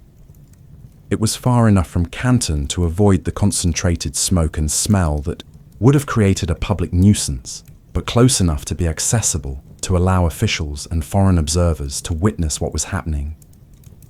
It was near the ocean, which provided a natural means of disposal, and it was near the Bogue forts, the military installations that guarded the approach to Canton, a reminder that this was not just an administrative action, but one backed by the full force of the state. Lin had ordered the construction of large trenches, 3 of them, each about 75 feet long and 50 feet wide, enormous rectangular pits dug into the earth by hundreds of labourers over the preceding weeks. The trenches were lined with wooden planks and bamboo matting to prevent the opium from soaking into the soil, where it might contaminate groundwater or be recovered by desperate addicts. The system was ingenious in its simplicity and effectiveness. At the bottom of each trench were channels that could be opened and closed with wooden sluice gates, allowing the contents to be drained when the time came. The trenches were filled with seawater pumped up from the river, and then workers added lime and salt in carefully calculated proportions. The lime was caustic, capable of breaking down organic compounds. The salt would help dissolve the opium and prevent it from forming clumps that might be recoverable. Together, they created a chemical bath that would render the opium useless, transforming it from a potent drug into harmless sludge that could be safely disposed of in the ocean. The chemistry wasn't perfect by modern standards, but it was the best solution available with the technology and knowledge of the time, and it worked. Workers, 500 of them organized into teams that labored in shifts around the clock, broke open the chests and dumped the opium balls into the trenches. The opium, which had been carefully packaged and preserved for the journey from India, which represented months or years of work by farmers and processors, which was worth a fortune, splashed into the water and began to dissolve. The lime reacted with the opium, creating a thick, dark mixture that looked like tar or sewage. The smell was overwhelming, sweet and chemical and nauseating all at once. Workers wrapped cloths around their faces, but nothing could fully block it. The air above the trenches shimmered with vapour, and anyone who stood too close for too long felt dizzy and sick. Day after day, the work continued. The physical labour was exhausting, breaking open the chests with crowbars and hammers, lifting the heavy opium balls, dumping them into the trenches, stirring the mixture to ensure complete dissolution. Some of the workers were soldiers assigned to the task by their commanders. Others were labourers hired specifically for this job, paid a small wage that they desperately needed. Some were former addicts, men who had been through withdrawal and who wanted to see the drug that had destroyed their lives destroyed in turn. They worked with a kind of grim satisfaction. Every chest they broke open a small act of revenge against the substance that had taken so much from them. Lin himself oversaw the operation, standing on a wooden platform constructed above the trenches, so he could observe the entire process. He was there every day, often for hours at a time, watching as the chests were broken open, as the opium dissolved, as the sluice gates were opened and the contaminated water was flushed into the river and carried out to sea. He kept meticulous records, documenting every chest, every amount, ensuring that nothing was diverted, that no one was secretly recovering opium to sell later. He couldn't afford any hint of corruption, any suggestion that this was anything other than total destruction. Foreign observers were invited to witness the destruction.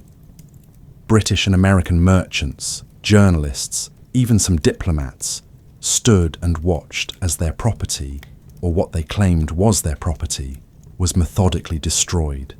Some were angry, fuming at what they saw as an outrageous violation of their rights, an act of barbarism by a government that didn't understand or respect the principles of free trade. Others were impressed despite themselves by the scale and efficiency of the operation, by Lin's obvious sincerity and dedication. A few, a very few, felt a twinge of guilt or shame, seeing so dramatically illustrated the consequences of the trade they had facilitated, the poison they had spread for profit. The process took 23 days. 23 days of constant labour, of breaking chests and mixing chemicals and flushing trenches. By the time it was finished, over 1 million kilograms of opium had been destroyed. The trenches had been filled and emptied and refilled dozens of times. The river ran dark with contaminated water, though the ocean quickly diluted it to safe levels. The smell lingered for weeks, a reminder of what had happened, a ghost that haunted the town. When it was finally over, when the last chest had been broken and the last of the opium had been flushed into the sea, Lin composed a prayer, an elegy, a letter to the gods of the sea. It was a remarkable document, one that reveals much about Lin's character and his understanding of what he had done. He apologized to the sea gods for polluting their realm, for introducing this poison into their domain. He explained that the opium was a curse, a plague upon humanity, and that its destruction was an act of purification necessary for the salvation of his people. He asked for forgiveness and for blessings on China's efforts to rid itself of this scourge. He promised that China would work to ensure no more opium entered the country, that the sea would not be polluted again with this substance. It was a prayer that mixed pragmatism with genuine spirituality, that showed Lin as both a Confucian official doing his duty and a human being grappling with the moral weight of his actions. He understood that he had destroyed something of enormous value, that he had taken property that belonged, legally or otherwise, to foreign nationals. He understood that there would be consequences, but he believed, with an absolute conviction that bordered on religious faith, that he had done the right thing. That sometimes the right course of action requires dramatic gestures, requires a willingness to provoke conflict, rather than continue an untenable status quo. It was a powerful statement of moral clarity and national resolve, a moment when one man, acting with the authority of the emperor but ultimately on his own conscience, said enough. No more. The destruction at Human would become a symbol, remembered and celebrated in China long after the dynasty that authorized it had fallen. Commemorated with museums and monuments, taught to school children as an example of standing up to foreign aggression. Lin Zexu would be rehabilitated after his later disgrace, elevated to the status of national hero, a man who had the courage to confront the British Empire when his own government wavered. But in the immediate aftermath, in those weeks and months following the destruction, the mood was less celebratory than tense. Everyone involved understood that this would not be the end of the story. The British were furious. The merchants whose opium had been destroyed demanded compensation from their government. They argued that the opium had been their property, that it had been taken from them by force, and that the British government had a duty to protect its citizens' interests. They conveniently ignored the fact that they had been engaged in smuggling, that the opium trade was illegal under Chinese law, that they had been operating in violation of repeated Chinese prohibitions. British public opinion was divided. Some people, including many politicians and businessmen, agreed with the merchants. They saw Lin's actions as an outrageous violation of British rights, an insult to British honour that demanded a strong response. They talked about the need to teach the Chinese a lesson, to show them that they couldn't simply seize British property without consequences, to force China to respect the principles of free trade and international law as Britain understood them. Others, including some missionaries, religious leaders and social reformers, were appalled by the opium trade and argued that Britain had no moral standing to demand compensation for confiscated drugs. They pointed out that opium was banned in Britain itself for general use, that selling it to China was hypocritical at best and criminal at worst. But the pro-war faction won. The government, led by Foreign Secretary Lord Palmerston, agreed with the merchants. Or perhaps more accurately, Palmerston saw in this crisis an opportunity to achieve broader goals. Britain wanted more than just compensation for destroyed opium. It wanted to break open the Chinese market, to end the Canton system that restricted trade to a single port and required all transactions to go through licensed Chinese merchants. It wanted direct diplomatic relations with the Qing court, something China had always refused, preferring to maintain its traditional tributary system, where foreign nations acknowledged Chinese superiority. It wanted extraterritoriality, the right for British citizens to be tried in British courts rather than Chinese ones, an arrangement that would place them effectively above Chinese law. The opium issue provided a convenient pretext. An expeditionary force was assembled, warships and troops drawn from Britain's vast empire, many of them from India, which had just been through the upheavals of various regional conflicts. These were professional soldiers and sailors, equipped with the most modern weapons available, backed by the industrial might of the world's leading power. By 1840, British forces were sailing toward China, and Lin Zexu, despite his success at confiscating the opium, despite his moral victory, was about to face the reality that moral authority means nothing when confronted with superior firepower. The First Opium War, as it would come to be known, was not much of a war in the traditional sense of two roughly equal forces meeting in battle to determine a victor. It was a series of one-sided engagements in which British military technology, British naval power, and British tactical expertise overwhelmed Chinese defences that had been designed for a different kind of warfare entirely. The Qing Navy, still relying on wooden junks powered by oars and sails, vessels that had been effective for coastal defence and anti-piracy operations against similarly equipped adversaries, was utterly outmatched by British iron steamships that could move regardless of wind conditions and were equipped with modern artillery that could fire explosive shells with devastating accuracy. Chinese forts, built over centuries to withstand sieges and attacks from land-based armies, built to defend against enemies who would approach on foot or horseback and attempt to scale walls or batter down gates. These forts crumbled under bombardment from the sea. The British ships could stand offshore beyond the effective range of Chinese cannon and methodically destroy defensive positions with impunity. Chinese return fire when it managed to reach the British ships at all, bounced harmlessly off iron hulls or caused only superficial damage. It was like fighting in two different centuries, one side equipped for modern industrial warfare, the other still using weapons and tactics that had changed little in generations. And the Qing army, weakened by years of underfunding, corruption, and yes, opium addiction among its ranks, could not mount an effective resistance. There were moments of bravery, Chinese soldiers who fought courageously against overwhelming odds, who refused to retreat even when defeat was certain.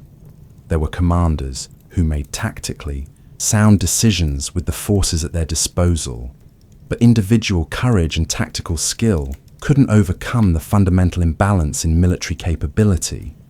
British forces had rifles that could fire accurately at ranges where Chinese muskets were useless. They had artillery that could reduce fortifications to rubble in hours. They had steamships that could move troops and supplies quickly, that could control rivers and canals, that could threaten Chinese cities far inland. British forces captured Canton in 1841, overwhelming its defences and occupying the city.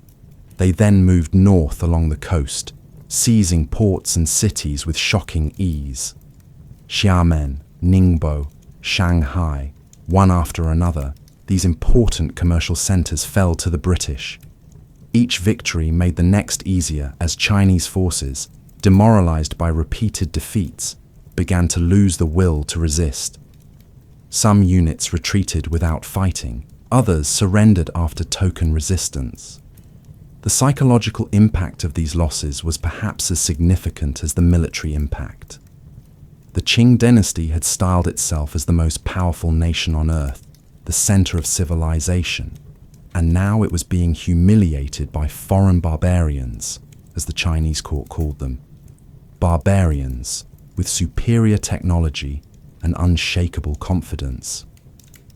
By 1842, British forces had reached the Yangtze River and were threatening to attack Nanjing, the old capital, a city of enormous historical and symbolic importance.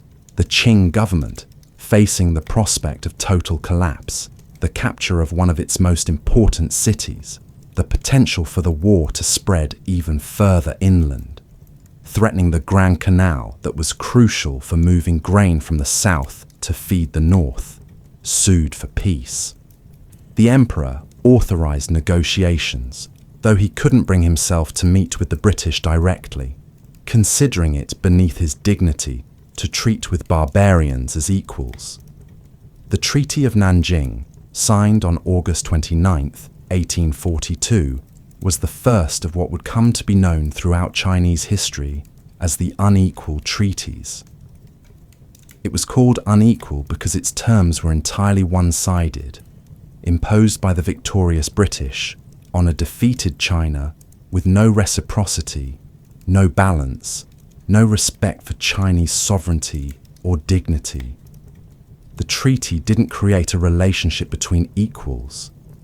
It created a hierarchy with Britain in the dominant position, extracting concessions that benefited British interests while imposing obligations on China that served only to weaken it further. The treaty required China to pay a massive indemnity of 21 million silver dollars, an absolutely crushing amount. This wasn't just compensation for the destroyed opium. It included payment for British military expenses during the war, payment for debts owed by Chinese merchants who had gone bankrupt, essentially payment for the cost of being invaded and defeated. The silver would flow out of Chinese treasuries and into British hands, further weakening an economy already strained by decades of silver drain to pay for opium. The indemnity would have to be paid in installments, with interest accruing if payments were late, creating a debt burden that would hang over China for years. The treaty forced China to cede Hong Kong Island to Britain in perpetuity, giving the British a permanent territorial foothold on Chinese soil. Hong Kong, with its excellent deep water harbour, Its strategic location near the Pearl River Delta would become a British Crown colony, administered under British law, a place where British merchants could operate freely without interference from Chinese authorities. It would remain under British control for over 150 years, not returning to Chinese sovereignty until 1997. For China, the loss of Hong Kong was a humiliation, a constant reminder of defeat and weakness, a piece of Chinese territory carved off and held by foreigners. The treaty opened 5 Chinese ports to British trade and residents: Canton, Xiamen, Fuzhou, Ningbo, and Shanghai. These treaty ports, as they would be called, would be places where British merchants could live, conduct business, own property, establish warehouses and offices, all without the restrictions of the Canton system.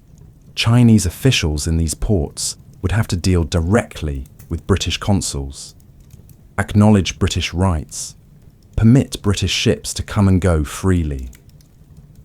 The treaty ports would become zones of foreign influence, places where Chinese sovereignty was compromised, where Western culture and commerce mixed with Chinese traditions, creating hybrid societies that were neither fully Chinese nor fully Western.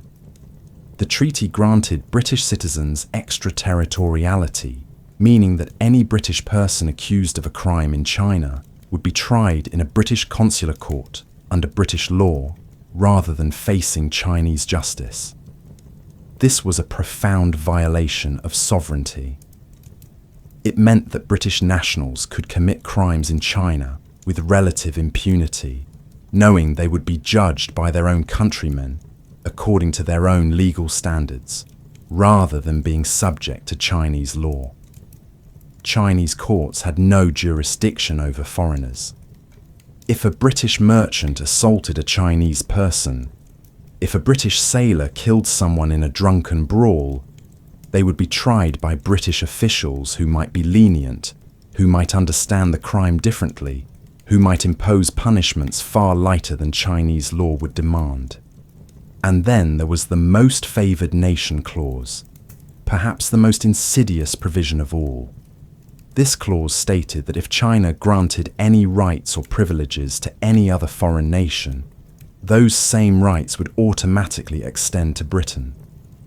It meant that China couldn't play foreign powers against each other, couldn't grant concessions to one nation in exchange for support against another.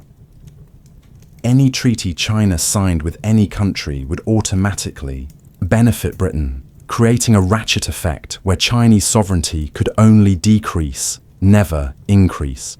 The clause ensured that Britain would always have at least the same privileges as any other foreign power, and often more. Conspicuously absent from the treaty was any mention of opium. The British negotiators, savvy enough to understand that explicitly legalizing opium in the treaty would be politically toxic back home, simply left the issue unresolved. Opium remained technically illegal under Chinese law.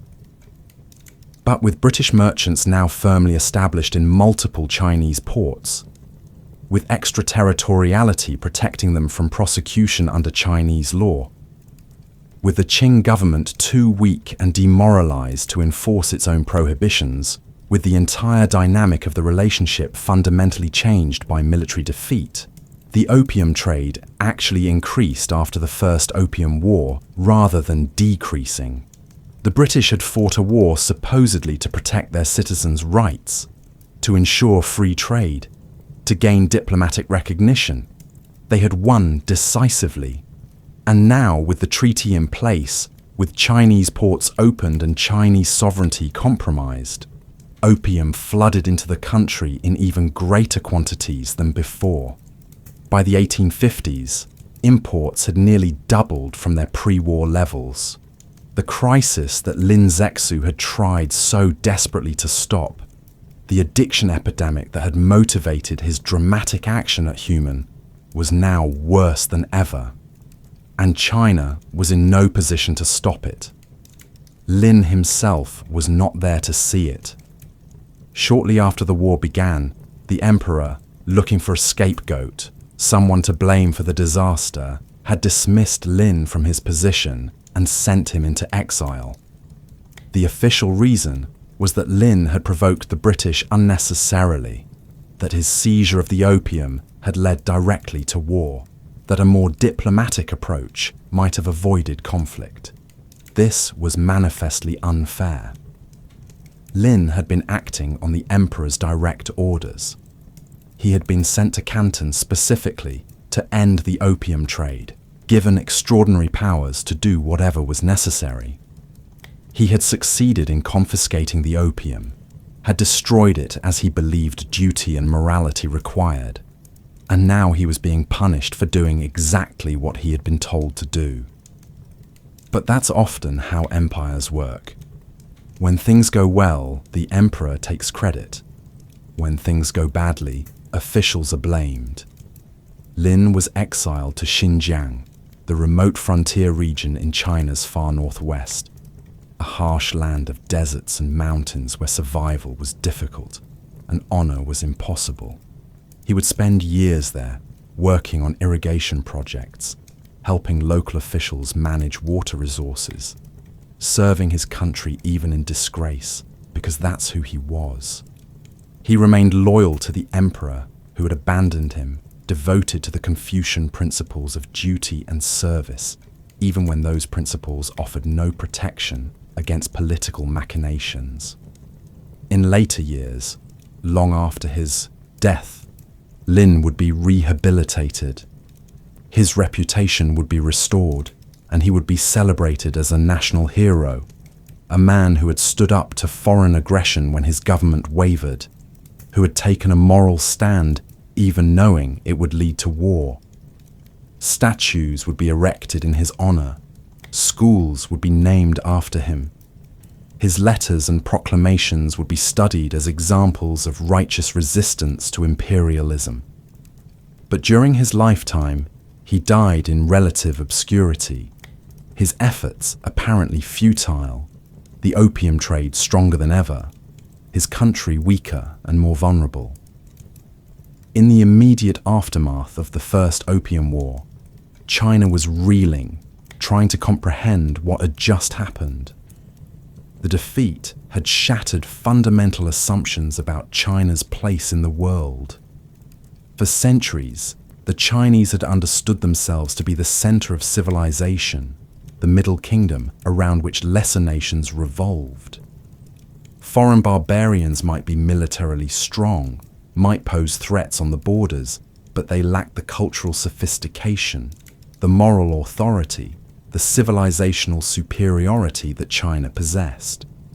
Now those barbarians had invaded Chinese territory, defeated Chinese armies with contemptuous ease, forced the Chinese government to sign a humiliating treaty, and there was nothing China could do about it. The psychological impact was profound.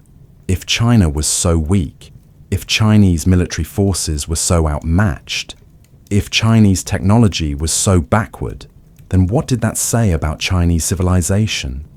Were the Confucian values that had guided the empire for millennia inadequate for the modern world? Did military strength matter more than moral authority?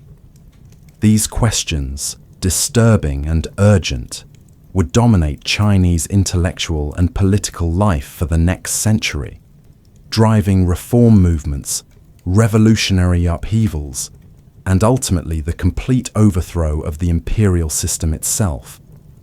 But in the 1840s and 50s, most Chinese people weren't thinking about philosophy or grand strategy. They were just trying to survive, and increasingly, survival meant accommodation with opium.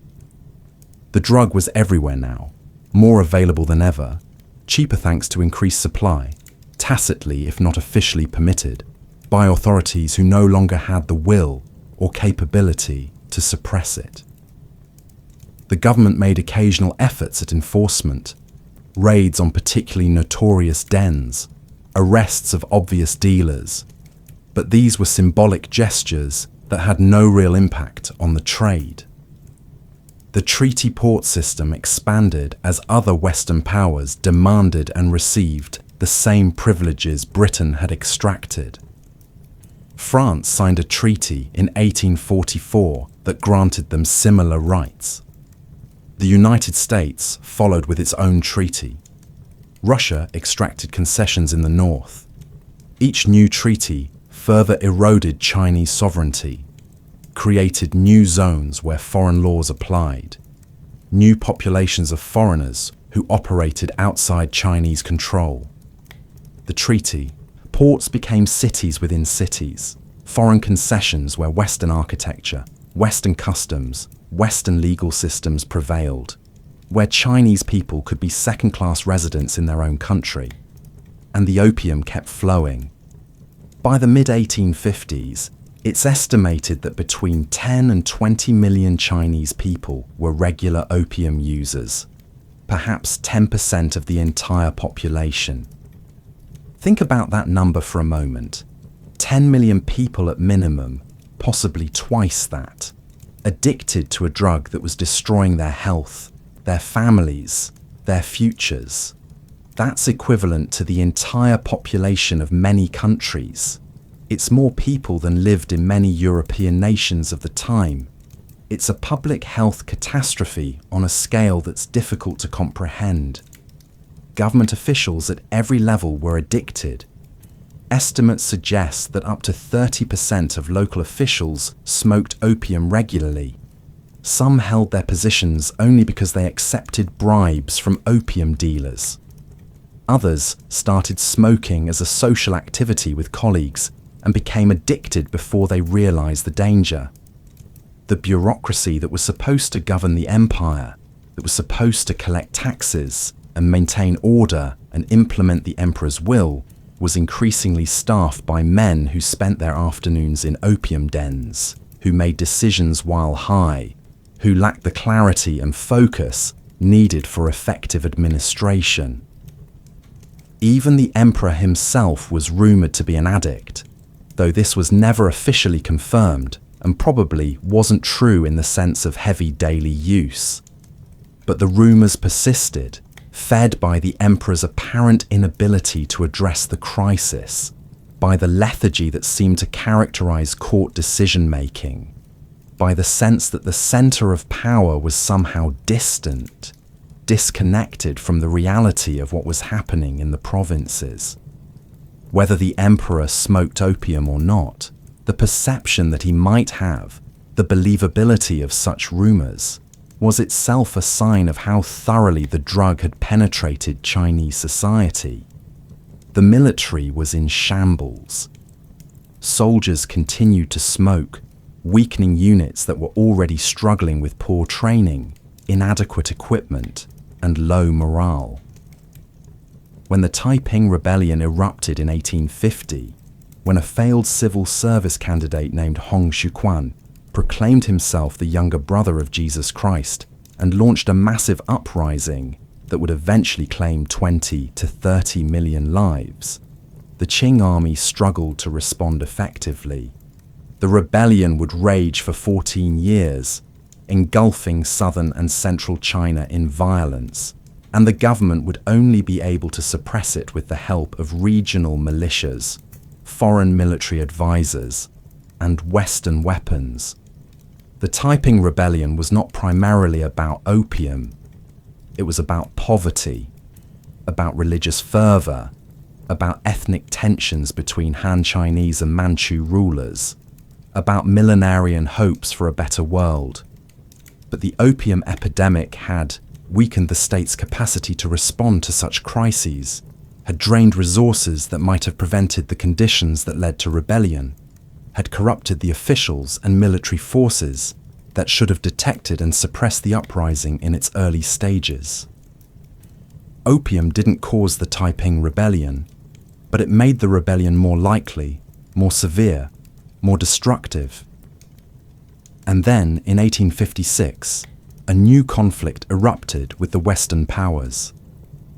The Second Opium War, also known as the Arrow War, began with an even flimsier pretext than the first. A Chinese-owned ship called the Arrow which was registered under the British flag in Hong Kong, was boarded by Chinese authorities, who arrested members of the crew on suspicion of piracy. The ship's British registration had actually expired, and there was considerable doubt about whether it had any legitimate claim to British protection.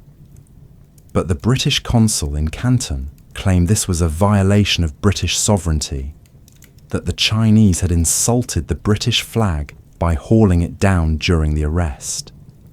It was a ridiculous pretext, transparently so, but the British government seized on it as an excuse for another war. They had goals that went beyond the Arrow incident. They wanted to fully legalize the opium trade, ending any remaining legal ambiguity. They wanted to expand the treaty port system, opening more of China to foreign residents and trade. They wanted diplomatic representation in Beijing itself, something the Qing court had resisted, considering it incompatible with the tributary system and with Chinese dignity. And they wanted additional concessions, more control, deeper penetration into Chinese markets and Chinese sovereignty. This time, they were joined by France, which had its own grievances, primarily the execution of a French Catholic missionary in the interior of China. The missionary, Auguste Chapdelaine, had been operating illegally, proselytizing in areas where foreigners were not permitted to travel. But his execution gave France an excuse to join the war. Together, Britain and France launched a coordinated assault that would prove even more devastating than the First Opium War. The pattern was similar to the First War. British and French forces, now with even more advanced weapons, including rifled artillery and ironclad warships, overwhelmed Chinese defences. They captured Canton in 1857, occupying the city and deposing the local governor, who had been particularly resistant to foreign demands. They moved north, besieging and capturing the Dagu forts that guarded the approach to Beijing, fighting through Chinese defensive positions that had been strengthened since the First War, but still couldn't withstand modern artillery. By 1858, foreign forces were threatening Tianjin, close enough to Beijing that the Qing court could hear the distant sound of gunfire. The government, panicking, agreed to negotiate. The Treaty of Tianjin, signed in June 1858, represented a quantum leap in Western privileges, a dramatic expansion of foreign influence in China. The treaty opened 11 additional ports to foreign trade, stretching from Manchuria in the north to Taiwan in the south, giving foreigners access to areas that had been closed, that had maintained their traditional character, that had been protected from the disruptive influence of Western commerce. Most significantly, most devastatingly, the treaty legalized the opium trade. Completely. Officially. No more legal ambiguity. No more pretense that the drug was prohibited. No more possibility of Chinese officials even attempting to suppress it.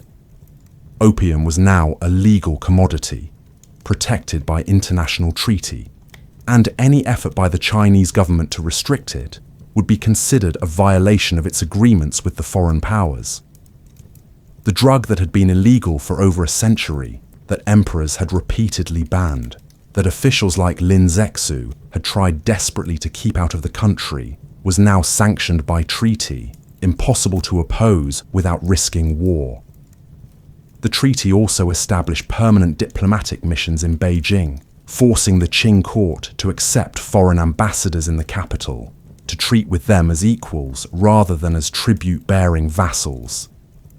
This was a profound symbolic defeat, an acknowledgement that the old tribute system was finished, that China could no longer pretend to be the center of civilization around which all other nations revolved.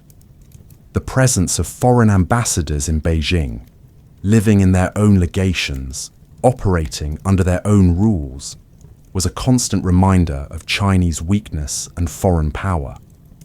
The emperor initially refused to ratify the treaty, hoping that continued resistance might lead to better terms. It was a foolish hope. In 1859, when British and French forces returned to finalize the treaty, Chinese forces at the Dagu forts managed to repulse their initial assault, inflicting significant casualties in what would be one of China's few military successes of the entire period. The victory was brief and Pyrrhic. It only angered the British and French, who returned in 1860 with even larger forces, overwhelmed the Chinese defences, and marched inland toward Beijing. As the Allied forces advanced on the capital, Chinese officials captured a British and French delegation that had come to negotiate, including the British envoy Harry Parkes. Some members of the delegation were tortured, some were killed. The exact details remain disputed, shrouded in the fog of war and conflicting accounts, but the result was clear. The British commander, Lord Elgin, was furious. He wanted revenge, wanted to send a message that would be remembered, wanted to ensure China would never again dare to mistreat British officials.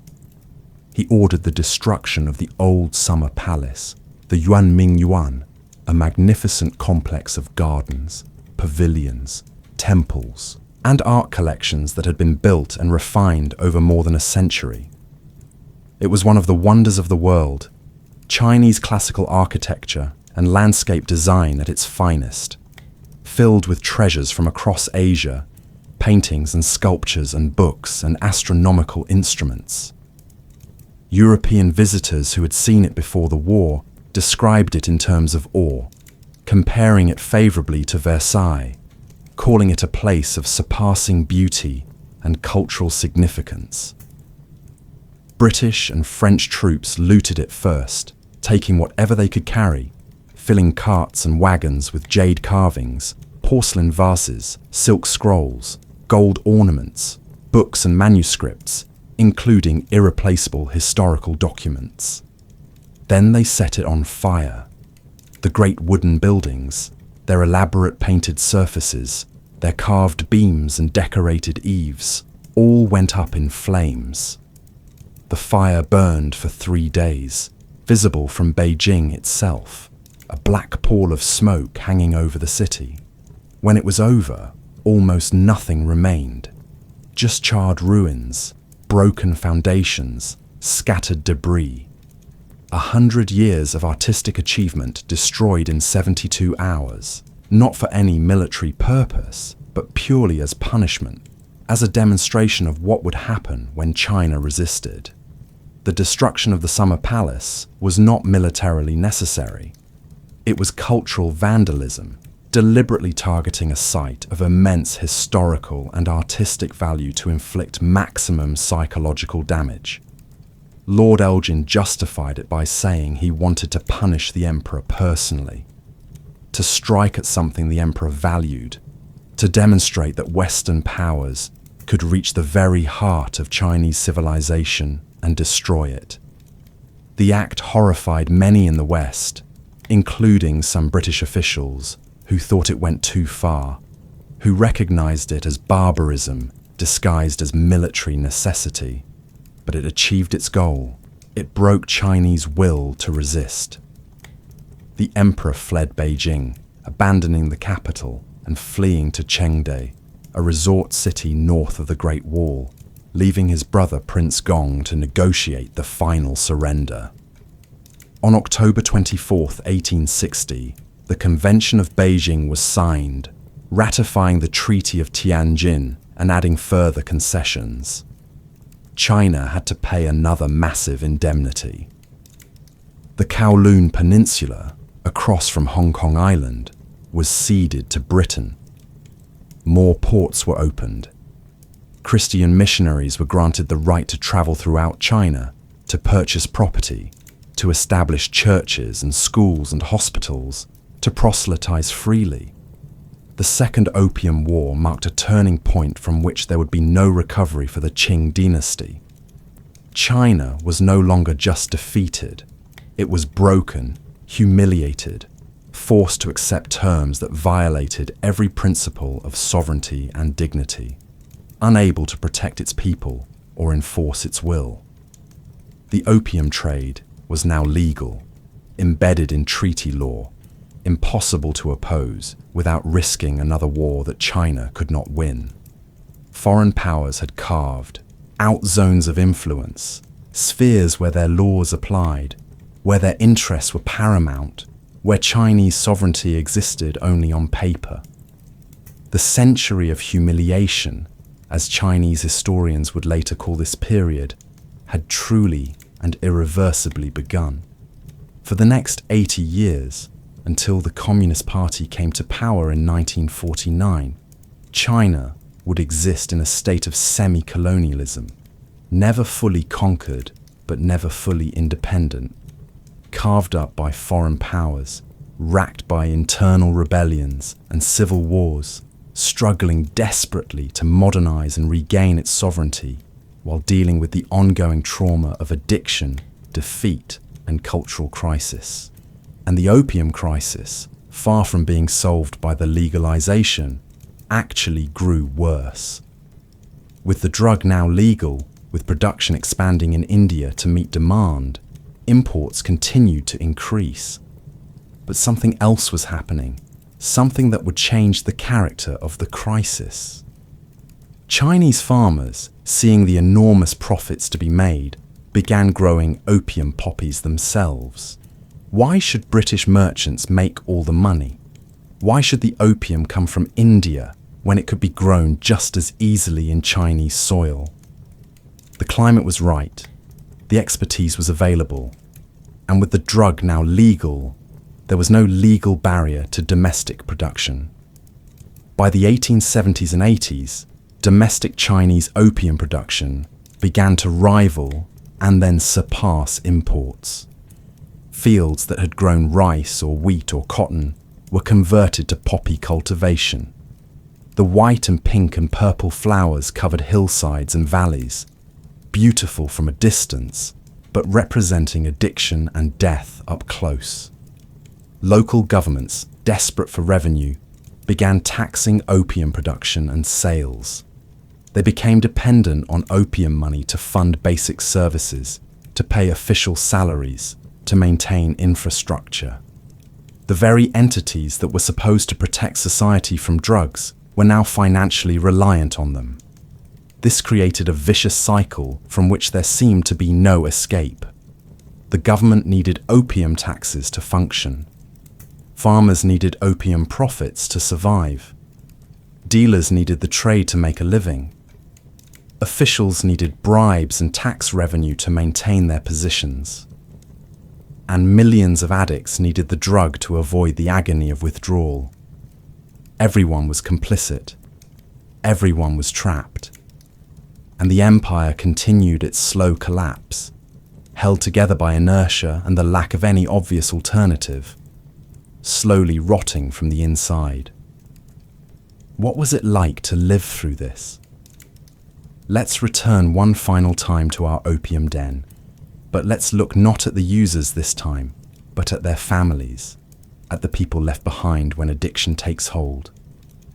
Imagine a woman, we'll call her May, 35 years old, worn beyond her years. Her husband has been an opium addict for a decade. She married him when she was 18, an arranged marriage as most were, and for the first few years, things were acceptable, if not happy. He worked as a clerk in a merchant's office, earning enough to support them and their children. They weren't wealthy, but they weren't starving. They had a small house, simple but clean. The children went to school.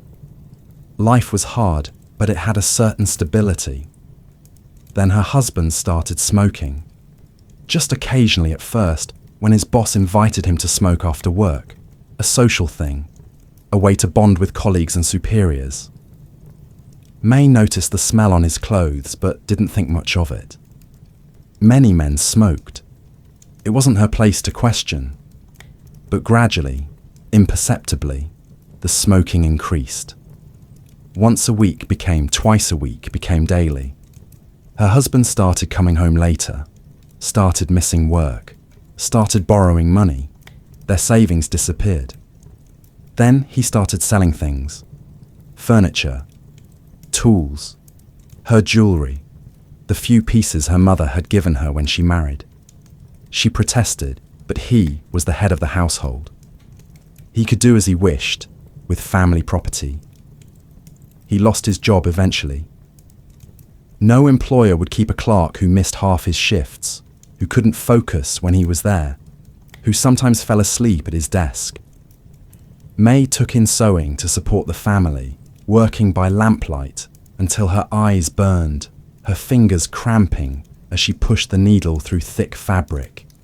It wasn't enough. They fell behind on rent. The landlord threatened eviction. Her children were hungry. Her eldest son, 12 years old, looked at her with reproachful eyes that asked why she couldn't fix this, couldn't make father stop, couldn't make the world right again. She tried everything. She begged her husband to stop, kneeling before him with tears streaming down her face, pleading for the sake of the children. He would promise, swear he would quit, that this was the last time.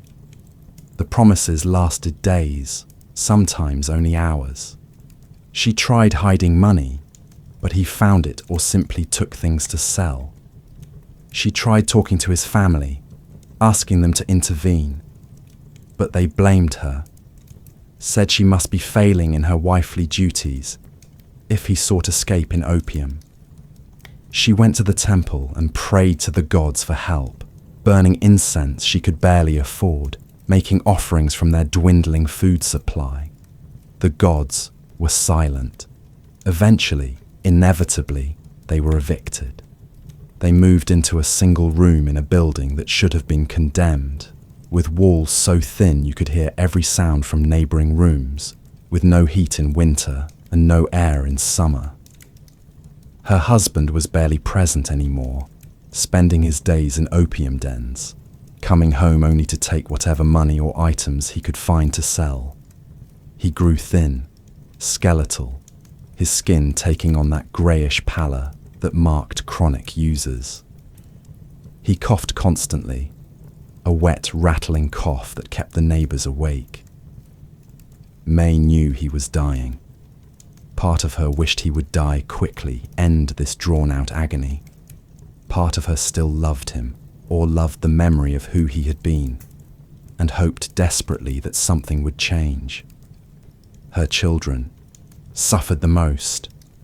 The eldest son dropped out of school to work, hauling water for a few coins a day. Her daughter, only 10, was already taking in sewing work, copying her mother's trades, her childhood sacrificed to survival. The youngest, 6 years old, was malnourished, his belly distended, his limbs thin, crying often from hunger or fear or confusion about why father was gone, why they had no food, why mother looked so tired and sad all the time. This was the true cost of the opium epidemic. Not just the addicts themselves, though their suffering was real and terrible, but the families destroyed, the children whose futures were stolen, the women left to hold things together with no resources and no support. Multiply May's story by millions. That's the scale of the catastrophe. Millions of families disrupted or destroyed. Millions of children growing up in poverty because of parental addiction. Millions of women forced into impossible situations, expected to maintain households with no income, to raise children alone, to somehow survive in a society that offered them few options for independent existence. The social fabric that held communities together, that provided mutual support and shared values, was fraying badly. Trust broke down. Crime increased. Despair became the default emotional state. And still, even as all this was happening, even as Chinese society was clearly collapsing under the weight of addiction, there were those who argued that nothing should change. that legalizing opium had been the right decision, that attempting to suppress the trade would only make things worse. They pointed out, correctly, that prohibition had failed repeatedly, that enforcement was impossible, that the demand was too high and the profits too enormous. They argued that legalization at least allowed some government oversight, some quality control, some tax revenue to offset the social costs. Better to manage the trade than futilely oppose it. Others, a growing reform movement, argued that the crisis demanded radical action. They looked at China's weakness, its repeated defeats, its inability to resist foreign demands, and concluded that fundamental changes were necessary. They studied Western nations, trying to understand the source of their power. They realized it wasn't just military technology. It was education systems that promoted science and mathematics, political systems that rewarded merit, economic systems that encouraged innovation. They argued that China needed to modernize comprehensively, to abandon traditions that no longer served, to learn from the West even while resisting Western domination. This tension between tradition and modernization, between Chinese identity and Western influence, would define Chinese politics for the next century.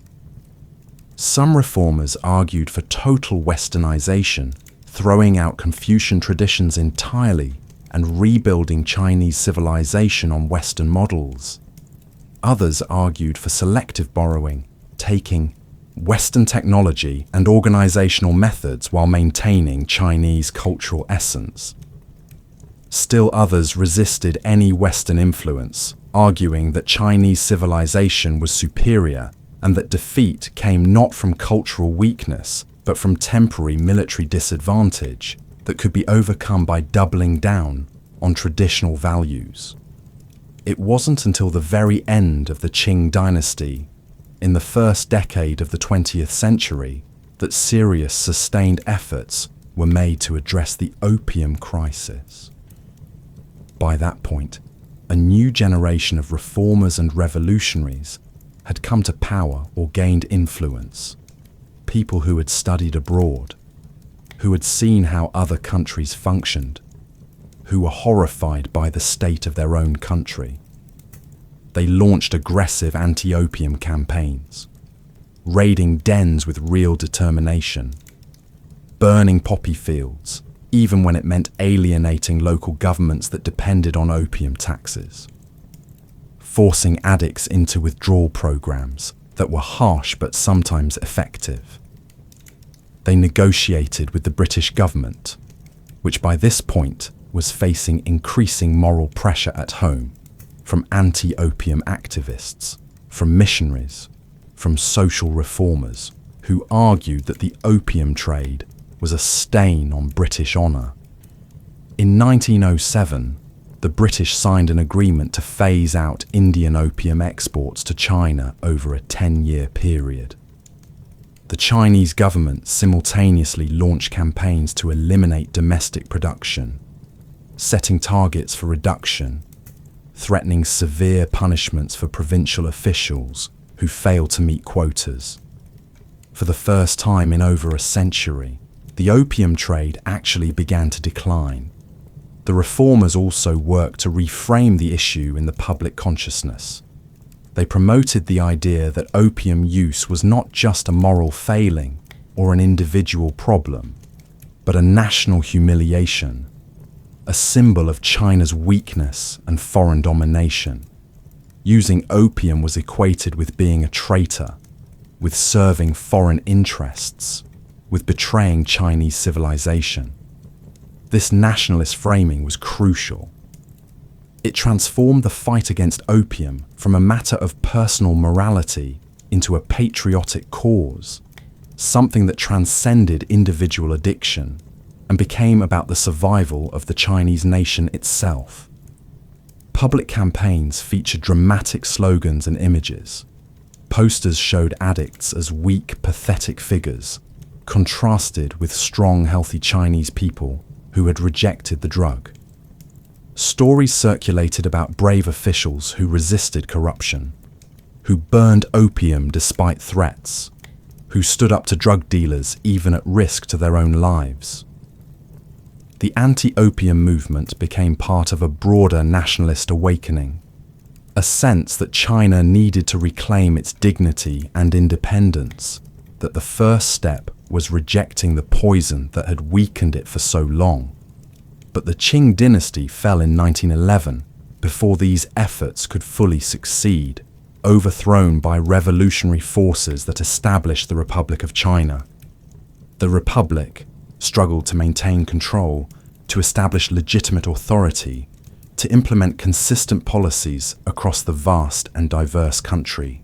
During the warlord period that followed, from roughly 1916 to 1928, China fragmented into regions controlled by military strongmen who functioned as independent rulers. Many of these warlords, perhaps most of them, became dependent on opium taxes to fund their armies and administrations. The drug trade continued, expanded in some areas, and in certain regions actually increased as warlords protected and promoted cultivation to generate revenue. The nationalist government, which reunified much of China in the late 1920s and 30s, made some efforts to suppress opium, but was hampered by limited resources, ongoing conflicts with the Communist Party, and eventually the Japanese invasion that began in 1937. The Japanese occupation governments, cynically, actively promoted opium use in occupied territories, seeing it as a way to pacify the population, generate revenue, and weaken Chinese resistance. Opium dens flourished in Japanese-controlled areas. The drug that Britain had used to weaken China in the 19th century was now being used again by another foreign invader for the same purposes. It wasn't until 1949, when the Chinese Communist Party won the Civil War and established the People's Republic of China, that opium use was finally suppressed on a national scale. The communists took a draconian approach that would be unthinkable in most modern democracies. Poppy fields were destroyed with military precision. Dealers were arrested en masse, many of them executed after public trials. Addicts were sent to labor camps, where they were forced to quit cold turkey under conditions that were often brutal. There was no concept of harm reduction, no gradual treatment programs, no consideration for individual circumstances. The policy was total eradication by any means necessary. And it worked. The methods were harsh, the human cost was significant. But within a few years, opium use in China dropped to near zero. The epidemic that had plagued the country for over a century was finally ended. The cost, however, extended beyond the immediate victims of the crackdown. The experience left deep psychological scars, created trauma that would affect Chinese society for generations. The memory of the Opium Wars, of foreign powers using drugs to weaken and dominate China, of Chinese officials and merchants collaborating in the trade, of the vast suffering caused by addiction, all of this became embedded in Chinese national consciousness. And this is where the story starts to feel uncomfortably, urgently familiar. Because as we look at the opioid crisis gripping the United States and Canada today, as we watch communities being devastated by addiction, as we count overdose deaths in the tens of thousands every year, the parallels with Qing China become impossible to ignore. They're not perfect parallels. The drugs are different, the mechanisms of distribution are different, the geopolitical context is different, but the fundamental patterns, the core dynamics, are strikingly similar. A foreign power, or at least foreign entities, flooding a country with an addictive substance for profit. In 19th century China, it was British merchants bringing Indian opium. In 21st century America, It's Chinese chemical manufacturers producing fentanyl precursors that are shipped to Mexican cartels, who turn them into finished fentanyl and smuggle it across the border. Government efforts to suppress the trade, hampered by the scale of the problem, by corruption, by limited resources, by the fundamental challenge of reducing demand while supply remains abundant.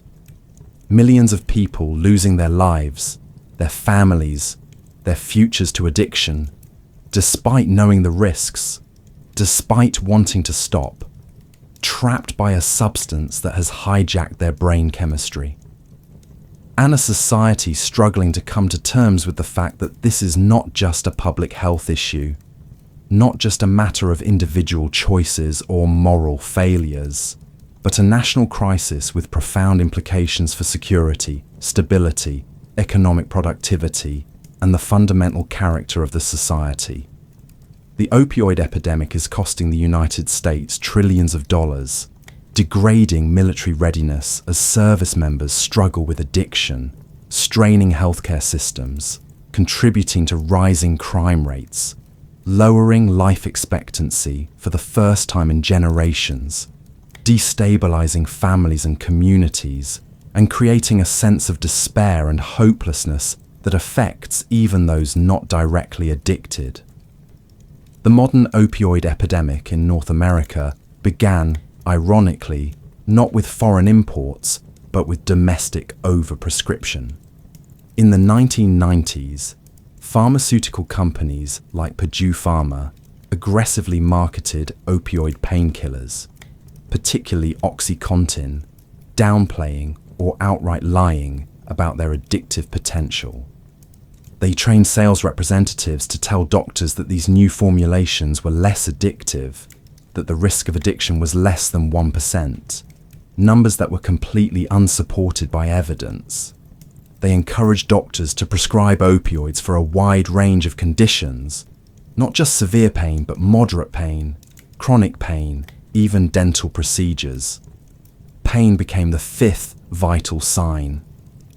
Patients were asked to rate their pain on a scale of 1 to 10, and doctors were pressured to treat any pain aggressively with pharmaceuticals. Millions of Americans, many of them previously healthy people who just needed pain management after surgery or injury, became addicted. The pills were legal, prescribed by doctors, obtained from pharmacies, covered by insurance. There was no shame in taking medicine your doctor prescribed. But the pills were just as addictive as heroin, and when regulators finally began cracking down in the 2000s and 2010s, when prescription opioids became harder to obtain, many addicts turned to heroin, which was cheaper and more readily available on the street. And then came fentanyl. Fentanyl is a synthetic opioid, meaning it's manufactured entirely in laboratories, rather than being derived from poppies. It's 50 times more potent than heroin, 100 times more potent than morphine. A dose the size of a few grains of sand can be lethal. It was originally developed for medical use, particularly in treating severe pain in cancer patients, and in that context, carefully measured and administered by professionals, it can be valuable. But illicit fentanyl, manufactured in clandestine labs and mixed into the drug supply often without users' knowledge, has become the primary driver of overdose deaths. In 2022, more than 81,000 Americans died from opioid overdoses, the vast majority involving synthetic opioids like fentanyl. That's more than 10 times the number of US military personnel killed in the wars in Iraq and Afghanistan combined. It's more than died in car accidents. It's approaching the number who die from gun violence or suicide. It's a catastrophic death toll that would dominate headlines if it happened all at once, instead of accumulating day by day, one person at a time, in communities across the country. And the numbers have remained stubbornly high, despite some recent declines, despite billions spent on prevention and treatment, despite increasing public awareness of the crisis. And where does the fentanyl come from? The answer is complex, but increasingly, the precursor chemicals used to manufacture fentanyl are produced in China and shipped to Mexico, where drug cartels like the Sinaloa cartel and the Jalisco New Generation cartel turn them into finished fentanyl. These precursors are often legal in China or exist in a grey area where they're technically controlled, but enforcement is lax. They're produced by legitimate chemical manufacturers who may or may not know what their products are being used for, or who perhaps know but don't care because the profits are enormous and the risks minimal. The chemicals are shipped to Mexico, sometimes directly, sometimes through other countries, to obscure the supply chain. Mexican cartels have the expertise and equipment to synthesize fentanyl, a process that's actually simpler than producing heroin from poppies. They press the fentanyl into pills that look like prescription painkillers, mix it into heroin or cocaine to increase potency, sell it as powder. Then they smuggle it across the US-Mexico border, where it's distributed through existing drug networks to dealers in cities and towns across America. The system is efficient, profitable, and has proven remarkably resistant to interdiction efforts. The Chinese government has taken some steps to regulate fentanyl precursors. In 2019, after pressure from the United States, China scheduled all fentanyl-related substances, theoretically subjecting them to strict controls. But enforcement remains a challenge. China produces an enormous quantity of chemicals for legitimate purposes: pharmaceuticals, industrial processes, research. Distinguishing between legitimate shipments and precursor chemicals destined for drug production is difficult. The country is vast, the chemical industry is diverse, and local enforcement is inconsistent. Some analysts have suggested that the Chinese government is deliberately turning a blind eye, allowing the fentanyl trade to continue as a form of economic warfare, or at least as leverage in broader geopolitical disputes. Others argue it's simply a matter of insufficient resources, competing priorities, and the difficulty of controlling a complex supply chain in a large country, with significant legitimate chemical production. Either way, the result is the same. Fentanyl continues to flood into North America, killing tens of thousands of people every year, devastating families, destabilizing communities, costing the economy trillions of dollars when you account for healthcare costs, lost productivity, criminal justice expenses, and the value of lives lost. The US government has oscillated between punitive measures and diplomatic engagement. Some administrations have threatened tariffs, travel restrictions, other sanctions designed to pressure China to crack down more aggressively.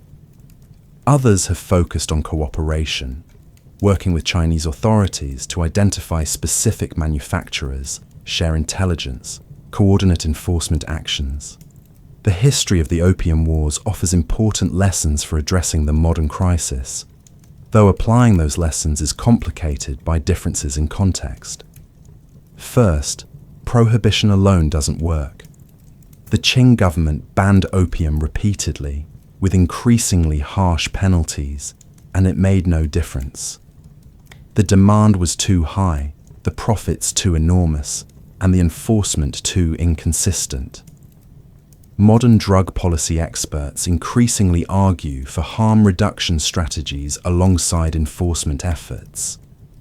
These include needle exchange programs to prevent disease transmission, medication-assisted treatment using substances like methadone or buprenorphine to help people manage addiction without the risks of street drugs, safe consumption sites where users can access clean supplies and immediate medical help if they overdose, and naloxone distribution to reverse overdoses. These approaches recognize that addiction is a complex medical and social problem that can't be solved solely through criminalization. They accept that some people will continue using drugs regardless of legal status, and they try to keep those people alive and as healthy as possible, while providing pathways to treatment and recovery. Critics argue that harm reduction enables addiction, that it sends the message that drug use is acceptable. Proponents respond that dead people can't recover, that keeping people alive and engaged with healthcare services is the first step toward eventual sobriety, and that harm reduction actually reduces the negative social consequences of drug use. Second, addressing a drug epidemic requires tackling both supply and demand. The Qing government focused almost entirely on supply, trying to stop opium from entering the country by banning imports, destroying shipments, punishing dealers. They did almost nothing to address the underlying reasons why so many people turn to opium: poverty, social stress, lack of access to healthcare, the absence of other forms of pain management or psychological relief. In the modern context, this means investing heavily in mental health services, economic opportunity, community support systems, education about addiction, and healthy coping mechanisms. It means treating addiction as a healthcare problem rather than primarily a criminal justice problem. Third, international cooperation is essential but incredibly difficult to achieve. The British government in the 19th century had no incentive to stop the opium trade to China. It was solving their trade deficit problem, enriching British merchants, providing tax revenue. They saw no reason to sacrifice those benefits to protect Chinese society from addiction. Similarly, the Chinese government today may not see American fentanyl addiction as a priority, especially given the fraught state of US-China relations, given historical memories of the Opium Wars, given competing domestic priorities. Building effective cooperation requires finding mutual interests, offering incentives, maintaining dialogue even when other aspects of the relationship are strained, and accepting that perfect enforcement is impossible. Fourth, the stigma surrounding addiction can be as destructive as the addiction itself. In Qing China, opium addicts were seen as morally weak, as failures who had brought shame on their families, as people who deserved their suffering. This stigma prevented many from seeking help, made families hide addiction rather than address it, and made it easier for society to ignore the problem until it was far too late. Today, we're slowly learning to view addiction as a medical condition, a matter of altered brain chemistry and complex psychological factors rather than a moral failing. But stigma persists, particularly in certain communities, making people reluctant to admit they have a problem, reluctant to seek treatment, afraid of judgment. Reducing stigma requires sustained public education, prominent people sharing their stories of addiction and recovery, changes in how media portrays addiction, reforms in healthcare and criminal justice systems to treat addicted individuals with dignity rather than contempt.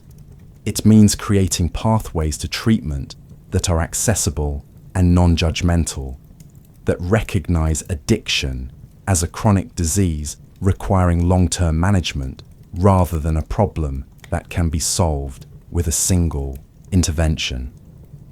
As we come to the end of this long, dark story, it's worth pausing to reflect on what we've learned and what it means for us today.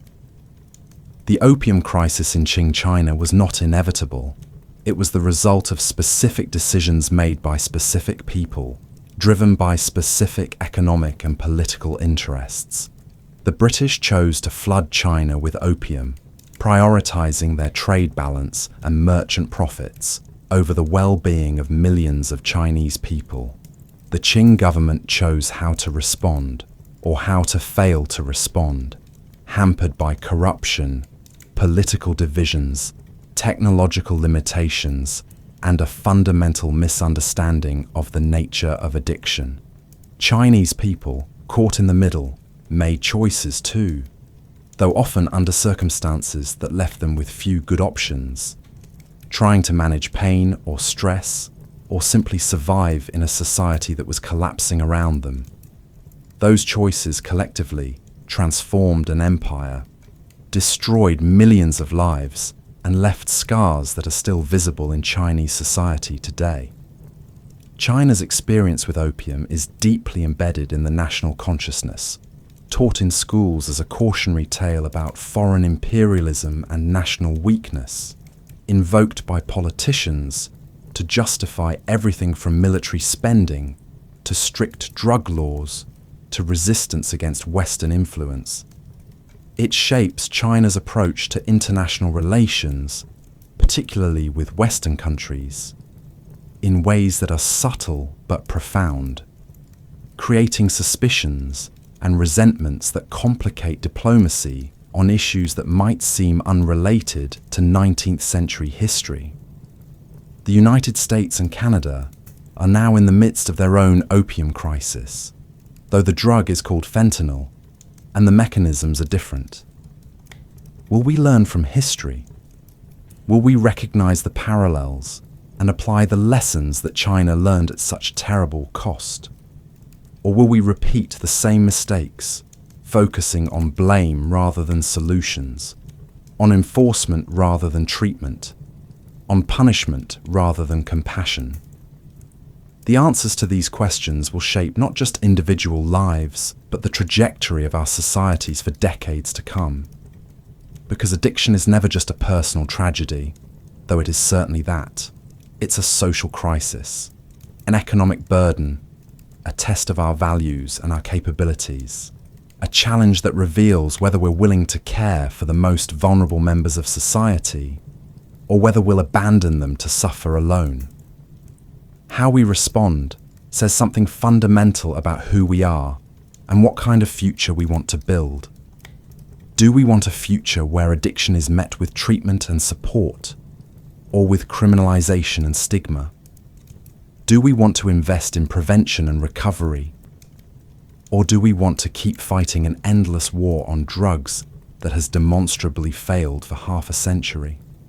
But let's pull back from the policy debates and geopolitical analysis one final time.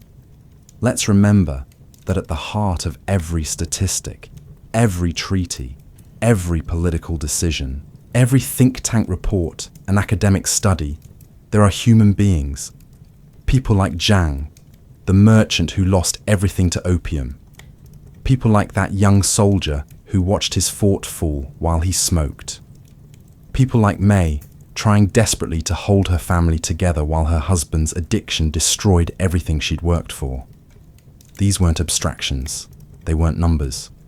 They were people with hopes and dreams and fears, people who loved and were loved, people who mattered. And people today, in cities and towns across North America, who are struggling with opioid addiction, who are losing loved ones to overdoses, who are watching their communities unravel as fentanyl spreads through the drug supply. The person sleeping rough under a bridge, the teenager who got addicted after a sports injury, the grandmother who started with prescription pills after surgery, the veteran dealing with chronic pain and PTSD, the construction worker who hurt his back and couldn't afford to take time off. They are not abstractions either. They are not numbers on a CDC spreadsheet. They are people, and they deserve better than to be casualties in someone else's economic calculation, whether that calculation is being made in a pharmaceutical boardroom, a drug cartel planning session, or a chemical factory in China. The Qing dynasty fell, in part, because it could not solve the opium crisis. The addiction weakened everything: the government, the military, the economy, the social fabric that held communities together. It didn't cause the fall by itself. History is never that simple. There were many other factors, rebellions and famines and ethnic tensions and the shock of military defeat and the inability to modernize quickly enough. But opium was a contributing factor, a slow poison that eroded the empire from within, weakening it until there was nothing left to hold it together. When the revolution came in 1911, when the last emperor abdicated and thousands of years of imperial history came to an end, opium was part of the story, part of the long list of failures and humiliations that made revolution seem like the only option. Can a similar fate befall modern nations? The question sounds melodramatic, but it's worth taking seriously. The United States is not on the verge of collapse. Neither is Canada. These are wealthy, powerful countries with strong institutions, diverse economies, technological advantages. But the opioid crisis is causing real, measurable harm that goes beyond the immediate victims. It's contributing to declining life expectancy, the first sustained decline in the modern era. It's draining productivity as workers struggle with addiction or die in their prime working years. It's overwhelming healthcare systems, straining emergency services, filling prisons, devastating families. It's contributing to a sense of despair and hopelessness that feeds political polarization and social fragmentation. If it continues unchecked, if effective solutions remain elusive, if deaths continue at current rates or accelerate, the long-term consequences could be genuinely severe. Not collapse in the sense of government dissolution, but a slow degradation of social capital, economic vitality, public health, and national confidence. The kind of decline that happens gradually, almost invisibly, until one day you look around and realize that something fundamental has changed, that the society you're living in is smaller, meaner, more desperate than it was a generation ago. History doesn't repeat itself exactly. The Opium Wars are not happening again, not in a literal sense. The geopolitical context is completely different. China in the 19th century was a declining agrarian empire confronting industrialized Western powers.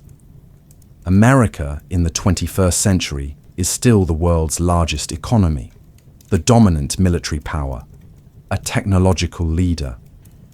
The situations aren't parallel, but the forces that drove the Opium Wars, economic exploitation, addiction, the clash between different values and systems, the difficulty of international cooperation in the face of crisis, those forces are still with us. They take different forms now, but they're recognizable if we're willing to look. And that recognition should spur us to action.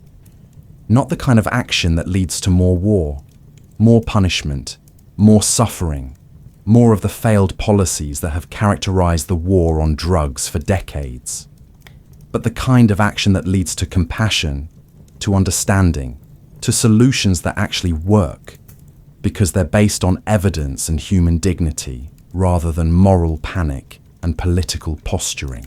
Solutions that address the root causes of addiction, trauma, pain, despair, social isolation, lack of opportunity, mental illness. Solutions that provide treatment and support to those struggling with addiction, that keep them alive and healthy until they're ready and able to recover. Solutions that reduce supply through smart enforcement and international cooperation, but that recognize supply reduction alone will never be sufficient. The story of China's opium epidemic is a story of tragedy, of wasted potential, of millions of lives lost to a substance that promised relief but delivered only destruction. It's a story that should never have happened, but it did. And now it's our responsibility, our generation's burden and opportunity to ensure that we learn from it, that we do better, that we don't allow history's darkest chapters to be written again in our own time, with our own people, in our own communities. Because if there's one thing that history teaches us, if there's one lesson that echoes across centuries, it's that the consequences of inaction can be far greater than we imagine, far more devastating than we're willing to admit until it's too late. The time to act is always now, before the crisis deepens further, before more lives are lost, before the damage becomes irreversible, before another generation grows up in the shadow of addiction, before more communities are hollowed out, before more families are torn apart. Now, while solutions are still possible, while hope remains, while we still have the resources and the will to make a difference. So as you lie here, in the quiet darkness, as your breathing slows and your mind drifts towards sleep, carry this story with you. Not as a burden, but as a reminder that the past is never truly past. That the choices we make, collectively and individually, have consequences that ripple forward through time in ways we can barely imagine. That addiction is a human problem, not a moral failing, a medical condition that affects the brain's reward system and decision-making capacity, something that deserves a human response rooted in empathy and evidence rather than judgment and punishment.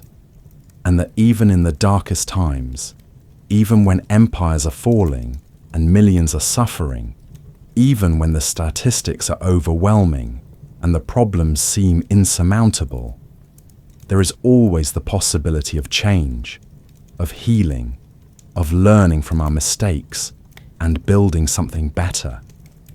The Qing dynasty fell, collapsed under the weight of its contradictions and failures and the relentless pressure of a changing world. But China survived. The Chinese people endured the century of humiliation, emerged from it stronger in many ways, learned hard lessons about the importance of national sovereignty and the dangers of weakness. They built a new society on the ruins of the old, a society with its own problems and contradictions, but one that has lifted hundreds of millions out of poverty and reclaimed a position of strength and influence. The path was long and painful, marked by continued suffering, by revolution and civil war, by famine and cultural upheaval. But it was possible, change was possible, recovery was possible. And if it was possible for China, devastated by over a century of addiction and foreign domination, surely it's possible now. Possible for America, for Canada, for any society willing to confront its demons honestly and do the hard work of healing, willing to make the investments, policy changes, cultural shifts necessary to address addiction as the public health crisis it is, willing to treat addicted individuals with dignity and compassion, to provide pathways to recovery, to create communities that support wellness rather than enabling despair. Sleep now, knowing that history is not destiny, that we can learn from the past without being condemned to repeat it, that we can change, can do better, can build a future where fewer people fall into the trap of addiction, and where those who do are met with help rather than condemnation, that the story is not yet finished and the ending has not yet been written. Tomorrow brings new possibilities, new choices, new chances to do better than we did today. But for tonight, let the weight of the past settle gently around you, not as accusation, but as reminder. A reminder not of what we must fear, but of what we must remember. Of what happens when societies fail to address crises, when economic interests trump human welfare, when we allow despair to take root and spread unchecked. And if you found comfort in this story, if these slow rhythms and quiet reflections helped you rest, if this long journey through history helped you find some peace or perspective, consider subscribing to the channel. Let us know in the comments where you're listening from, what time it is in your corner of the world, whether these old echoes help you find rest, because there's something strangely comforting in knowing that others, perhaps thousands of miles away, are falling asleep to the same stories, carried together through the dark by voices from the past, connected by our shared humanity and our need to understand the world we've inherited. Until next time, rest well. The stories will still be here when you wake, waiting to be told again, waiting to teach their lessons to anyone willing to listen.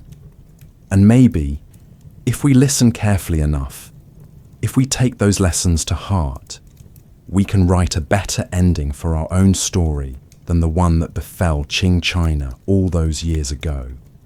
Maybe we can be the generation that breaks the cycle, that treats addiction as the health crisis it is, that builds systems of support and recovery rather than punishment and despair.